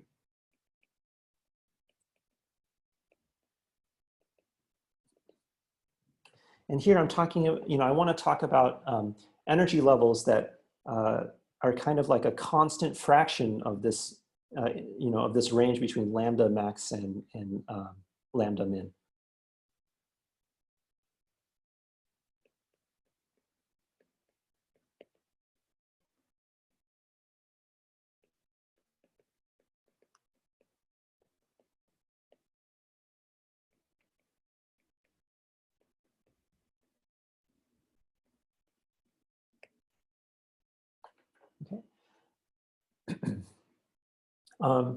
Okay, so question is, what kind of entanglement can persist at those energy levels? And our everyday experience is that at room temperatures or at relatively high energies, we don't see crazy quantum effects happening. And the standard physics explanation for this is that, all these weird quantum effects like superposition and entanglement, they're just really fragile. And when you're at, these medium energy levels, there's just too much noise, from, particles jostling around and, noise from the environment, that whatever quantum effects are present will just get wiped out. And the system will become effectively classical. One of the biggest questions in physics today is despite this, despite this standard explanation, can large-scale quantum effects be witnessed at these medium energy levels? And one of the holy grails of like engineering and material science is to discover like a superconductor that can operate at room temperature, right? And superconductors are examples of these strange quantum phenomenon, right? And it'd be great if we could have such a thing exist. There'd be lots of like practical applications of this kind of thing, but we don't know if it's possible. And maybe it's not, because there might be a fundamental reason that whenever you get up to these energy levels, there's going to be something that prevents complicated entanglement from persisting. Are like the lambda max states, are they often like not entangled then? Oh, great question. Well, they can be entangled. I guess the question is, generally speaking, are they entangled or not? And generally, no. So once you crank up the energy to a certain level, then the states look, you can approximate them very well with unentangled states. I have a question as well, which is when you're talking about room temperature and stuff, are you talking about like these qubits, say, are like in some bath at some temperature T, or are you talking about like the energy of the system considered independently of its contact with any surrounding system?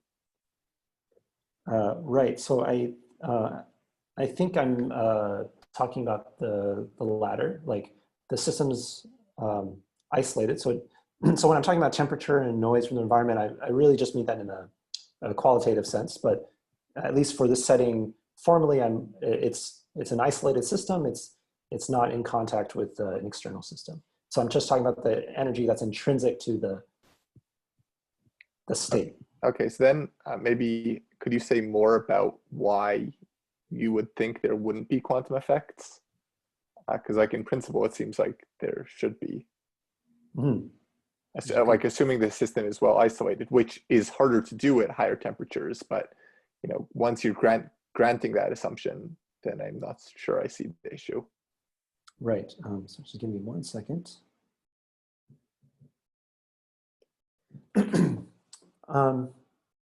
So, I guess I'm venturing out to something that I'm not super familiar with, but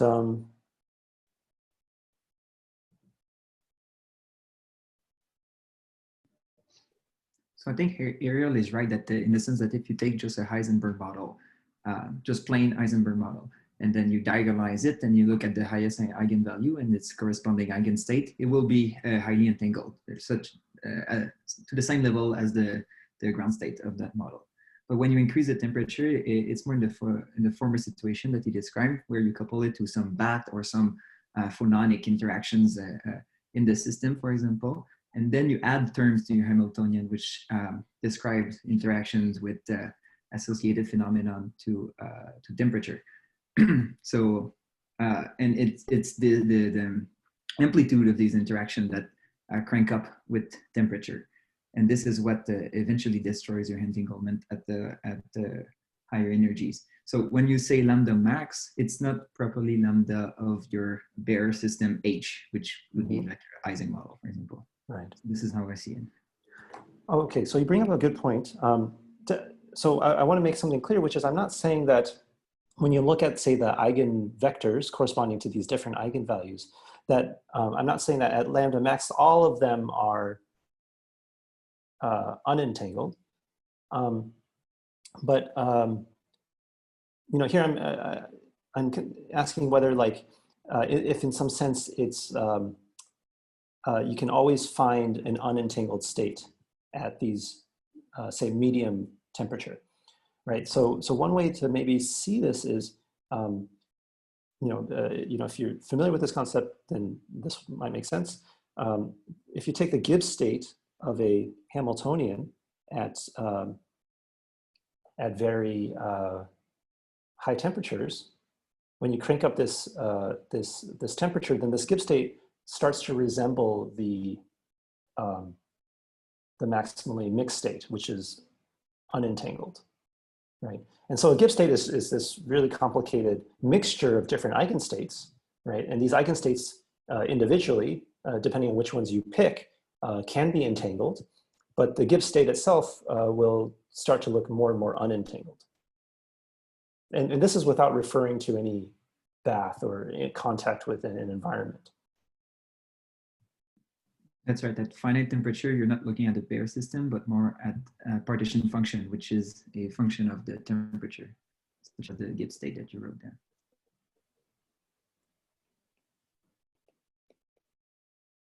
So in this sense, we sort of think of the Gibbs distribution as saying it's sort of like the natural distribution of states of a physical system at a certain temperature. I guess it's some statistical average.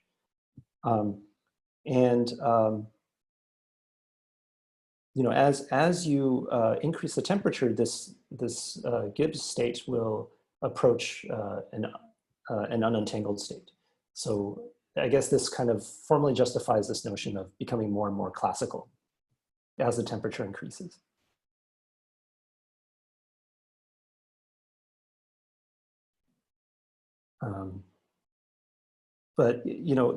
So maybe let me continue on with my story, and then hopefully it'll be a little clearer. But what do I mean by saying, entanglement persisting at these medium energies?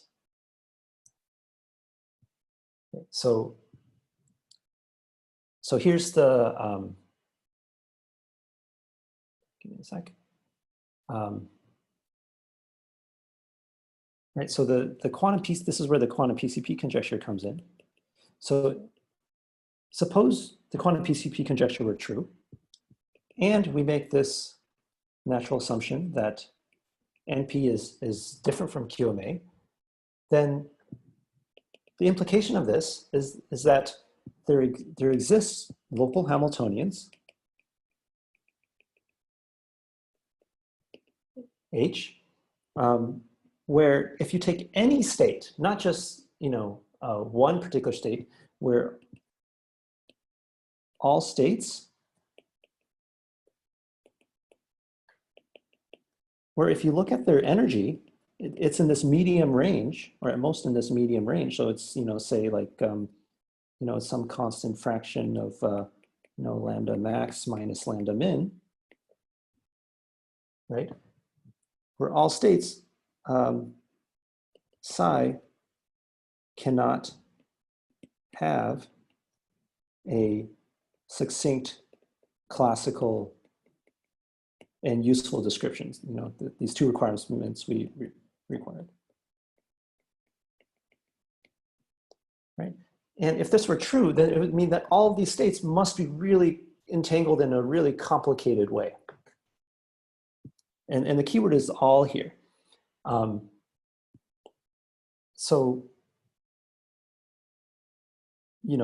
Like again, going back to, maybe you can come up with examples where even if you crank up the temperature really high, the Hamiltonian will have a eigenstate that has really complicated entanglement. But the point is that there's also many other eigenstates that are not entangled. Whereas here, this is saying no matter what kind of linear combination or superposition of these eigenstates you take, they're always going to preserve this complicated type of entanglement.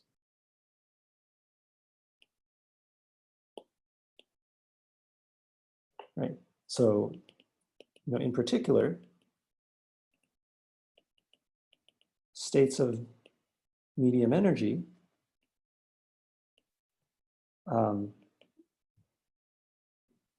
preserve the complex entanglement.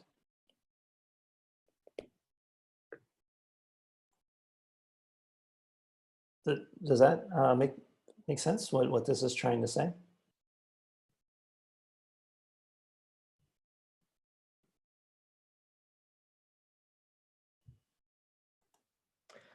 Is alpha like smaller than 1, larger than 1?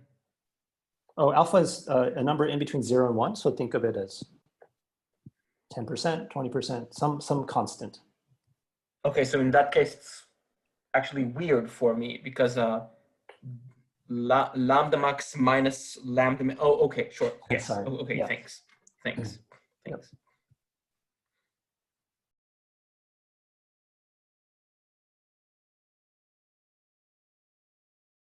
Okay. So again, this complexity assumption would imply the existence of these really exotic Hamiltonians. We don't know if such Hamiltonians exist, by the way. It's an open question. Basically any, even the most interesting types of local Hamiltonians that people have been able to cook up, they've always been able to find, once you get into this medium energy range, you can always find something that can be approximated using some, unentangled state or some state with very, very simple entanglement. But in order to prove this quantum PCP conjecture, we'd have to come up with some really wild-looking local Hamiltonians that, are able to protect this this entanglement even when you go up to the these medium energy levels. And just to sort of allude what I was mentioning before, it seems like the way to get there would be to come up with these really wild types of quantum error correcting codes that we don't know exist yet, but that's just one possible direction. People are divided on whether the quantum PCP conjecture is true. Some physicists believe that it's not true. Like they say that there's a lot of physical intuition for why entanglement always has to get washed out, some way or another. Whereas, from the, if you're a computer scientist who's familiar with the classical PCP theorem, you say, well, the classical PCP theorem itself was very surprising. So, maybe we shouldn't trust our intuitions on these things. And maybe you'd hope that a quantum version would also be true. But regardless of which way it goes, I think it'll be super interesting. I mean, I think a lot of from a physics point of view, it'd be super great if we can describe these really complicated ground states using, say, tensor networks all the time. In this medium energy range, right? That would be if the quantum PCP conjecture is false, for example. Because that would actually be very useful for say, many body physics. So we don't know. What about quantum computers that work at room temperature, such as photonic quantum computers? Does that tell that they can have very complex entanglement using their system? Good question. Right. So you're saying whether if you built a photonic quantum computer and it operates at room temperature, would that sort of just be like an experimental demonstration of, well, what would it be an experimental demonstration of? I think this might relate to what we were talking about before, which, to be honest, I'm still a little confused about, whether we're talking about some bath interacting or not, because, if we're ignoring any baths, then the photonic system is just a function of, the maximum eigenvalue minus the minimum one, and it doesn't matter at what absolute energies you're working. But yeah, I'm still a little confused about this. Right. So I guess, yeah, I don't know if I have a good answer to that. Maybe I'll just go back to saying, really this, so first of all, I'm making a connection between this complexity theory and something that's might be physically relevant, but the connection is not rock solid. It's really, and okay, so that's one comment. Another comment is that really this is saying, all states with a certain energy are highly entangled.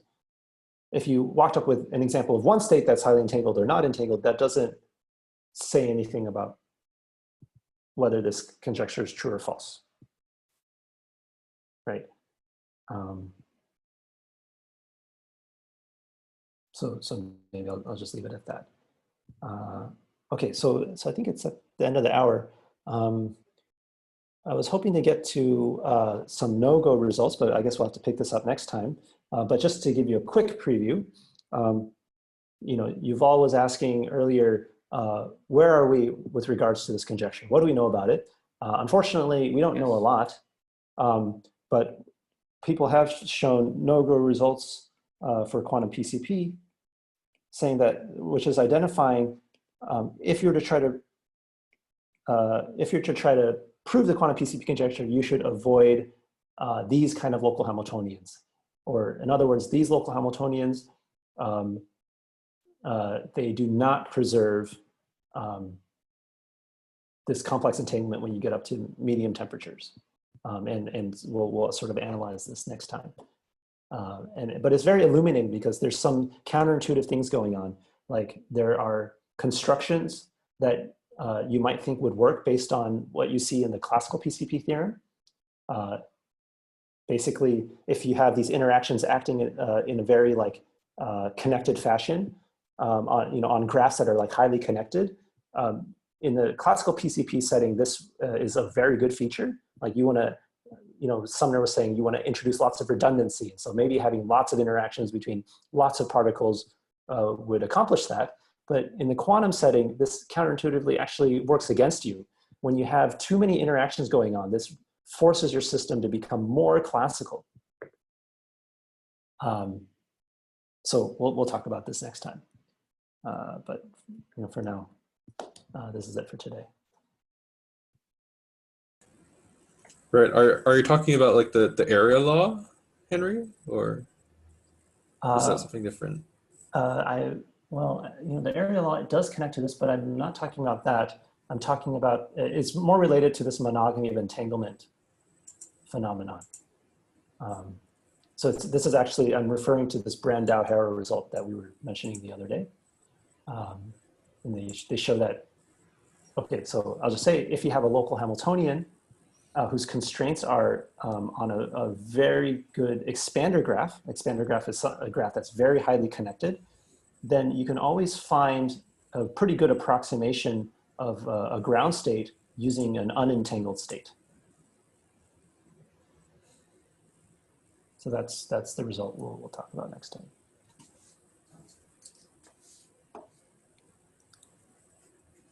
Yeah. So that's it for today. Any other questions? I was cut off for the last 2 minutes. So like, did you say something important or not? Or not? I don't know. Well, of course. But yeah, like what then? Now, I was just giving a preview of what I was hoping to get to today, but we'll pick up next time. Basically, I was hoping to get to the no-go results. And so yeah, we'll cover that next time. Any good survey for knowing what was attempted and what cannot work thus far for the PCP? Yeah, I'll link it to in the Slack. There's a very good survey. Unfortunately, it's well, the good news is a very good survey. The bad news is it's 7 years old, but it's still like surprisingly contemporary because there just hasn't been that much progress. Oh, okay. Yeah. So I'll send that in the Slack. Okay. Oh, sure. Thanks.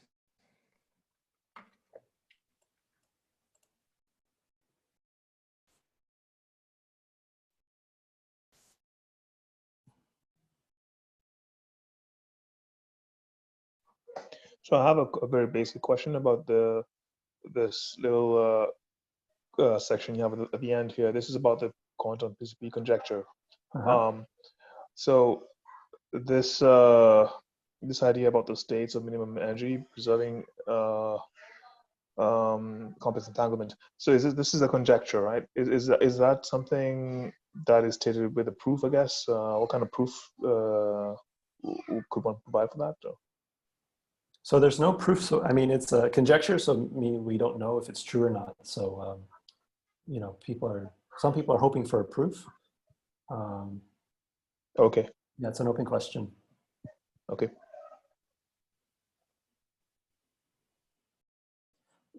Yeah, I don't know. Maybe I'm kind of curious because you know, for the people who have a physics background, does anyone have a feeling one way or the other whether such a thing should be true?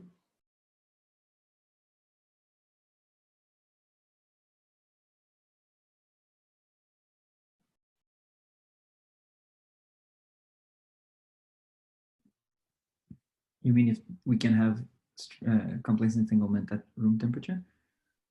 At room, yeah, yeah. Let's say that at room temperature. Mm-hmm. Well, or you necessarily need to cool things down to near absolute zero in order to see that. Right. But I know that, for instance, when you design some qubit or whatever quantum system, you want the spectral gap or the energy difference between your 0 and 1 state to be much greater than kBt. So the question really is, okay, if you can have two distinct energy levels that are separated by much greater than kBt, then I'm guessing yes, you can have quantum entanglement if you bring in many of them together. But now I don't know if we know some system that has such an energy spectrum. Otherwise, we wouldn't have a quantum computer at room temperature. Right. But also regarding quantum effects at room temperature, you may be aware of the famous experiment with the 3 polarizers. If you take two polarizers with a polarized light, you know that if you take 2 polarizers and place them at 90 degrees angle, then what the light you get at the end is 0, right? If you had 100% of intensity, then at the end you get 0, right? But what if you place another polarizer, which to a kindergarten student can be seen as placing another sunglass in between your already 2 dark sunglasses? If you place a third polarizer at 45-degree angle, then what percentage of light do you get at the end of it? Mm-hmm. I see. I guess, yeah, I mean, that's a demonstration of quantum effects, but it's not sort of the really, but I guess all of that in some sense is like classically simulatable. It's like not complicated, you know. Right. Very, very complex. Like, sorry, isn't like the most of the maximally entangled state that have been demonstrated are like have been demonstrated for optical systems? So like if like that's the thing, right? When you're talking about room temperature or this thing, because they already have demonstrated these maximally entangled state on optical systems, and they act at room temperature. So right.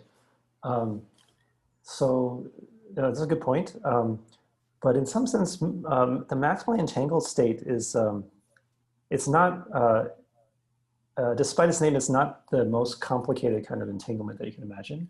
Because, for example, you can always take maximally entangled states and factor them into just entanglement between 2 qubits each, right? And but it's not like genuine multipartite entanglement across like many qubits together. But like, so yeah, sure. Like when you only consider qubits, but they also have demonstrated it for like bosonic or higher level systems too, if I'm not wrong. So like there it becomes like more and more like complex. So for qubits, yeah, like it's just like 0, 0, 0 and 1, 1, 1. But for like d-dimensional systems, these maximally entangled states become more complex. And I think there have been a few demonstrations of some maximally entangled state for bosonic systems. Mm-hmm. So yeah, like if that, but again, this is the whole thing, right?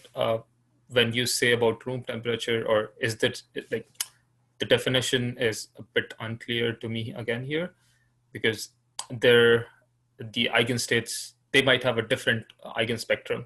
And so like because for a superconducting qubit, the eigenspectrum is like your lambda minimum is at like absolute 0. And then you have the spectrum there. But for photonic systems, the spectrum might be shifted. And that's why you are able to see maximal entangled state or like some kind of entanglement at room temperature. Right. Okay. So yeah, I guess this is maybe misleading.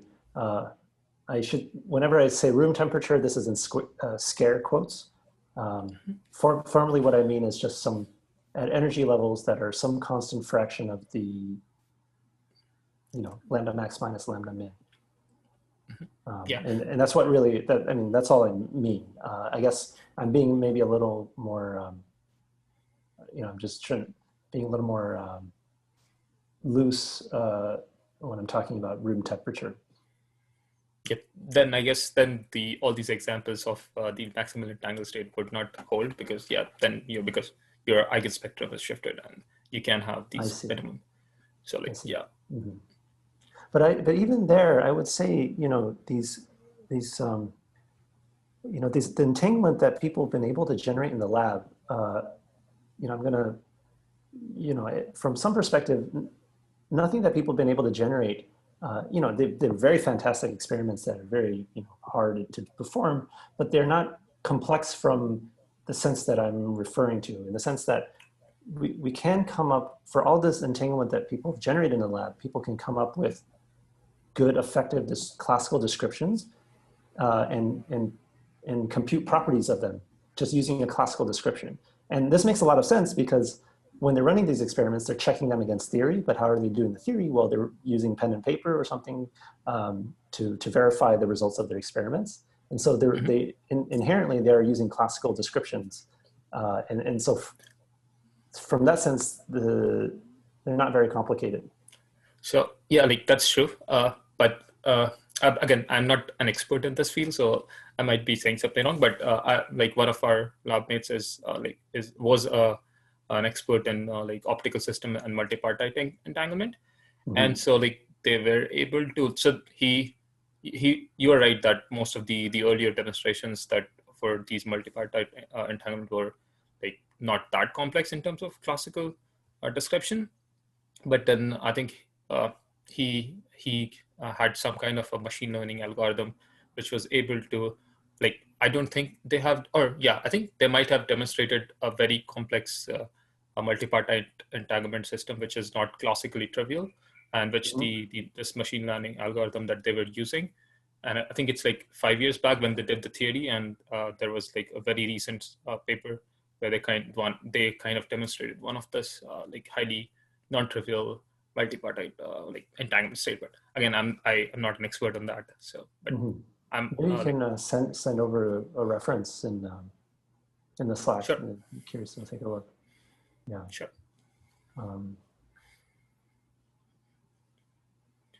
Yeah.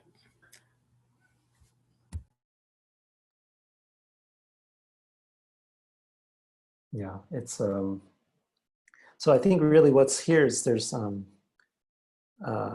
question of what exactly do we mean by complex, and there's different notions of complexity here, right? The computer scientist definition of complexity is quite different from, say, what an experimentalist might consider complex, and oftentimes they have the opposite notion, and so I guess in this this series of lectures here by complexity, I really mean in some sort of asymptotic sense, like that it doesn't, at least in this sense, it doesn't make sense to say any individual thing is complex or not. It's really, we can say, if you have a family of, say, local Hamiltonians or a family of states, what is like the description complexity as a function of the number of particles in this in your system, for example. Yep. I think, yeah, like I'll put some references about what I was talking in the Slack channel, and then like I'm pretty sure that like it's related to the complexity in terms of like implementing them in the lab, and not in terms of the computer science perspective that we have. Okay, like because yeah, just implementing a GAC state is like super complex in lab, Oh, yeah. and which Right. is like an achievement, or which is a Right. very amazing achievement. But Right. For a theoretist, it's like, yeah, this is just two basis states. Right. You just write it down, and how complicated is it? Right. It's yeah. but, yeah. So yeah, I think there might be this ambiguity between the two definitions in the two fields. But yeah, again, I'll just look those articles up and put it on Slack. So, right. Yeah, great, thanks. No, I mean it's very good, yeah, because I'm glad we're having this conversation, because it's sort of like a bridge between two, different cultures, right? Yeah, and so yeah. Yeah. Okay. Yep. Thanks for the lecture, and yeah, I'll post these papers. Great. Yeah. Thanks. Bye-bye. All right. So I'll talk to you guys next week. And yeah, I think next week there'll be a second problem set, and I'll also release information about the project. Thank you. Okay. Bye, everyone. Thank you very much. Bye-bye.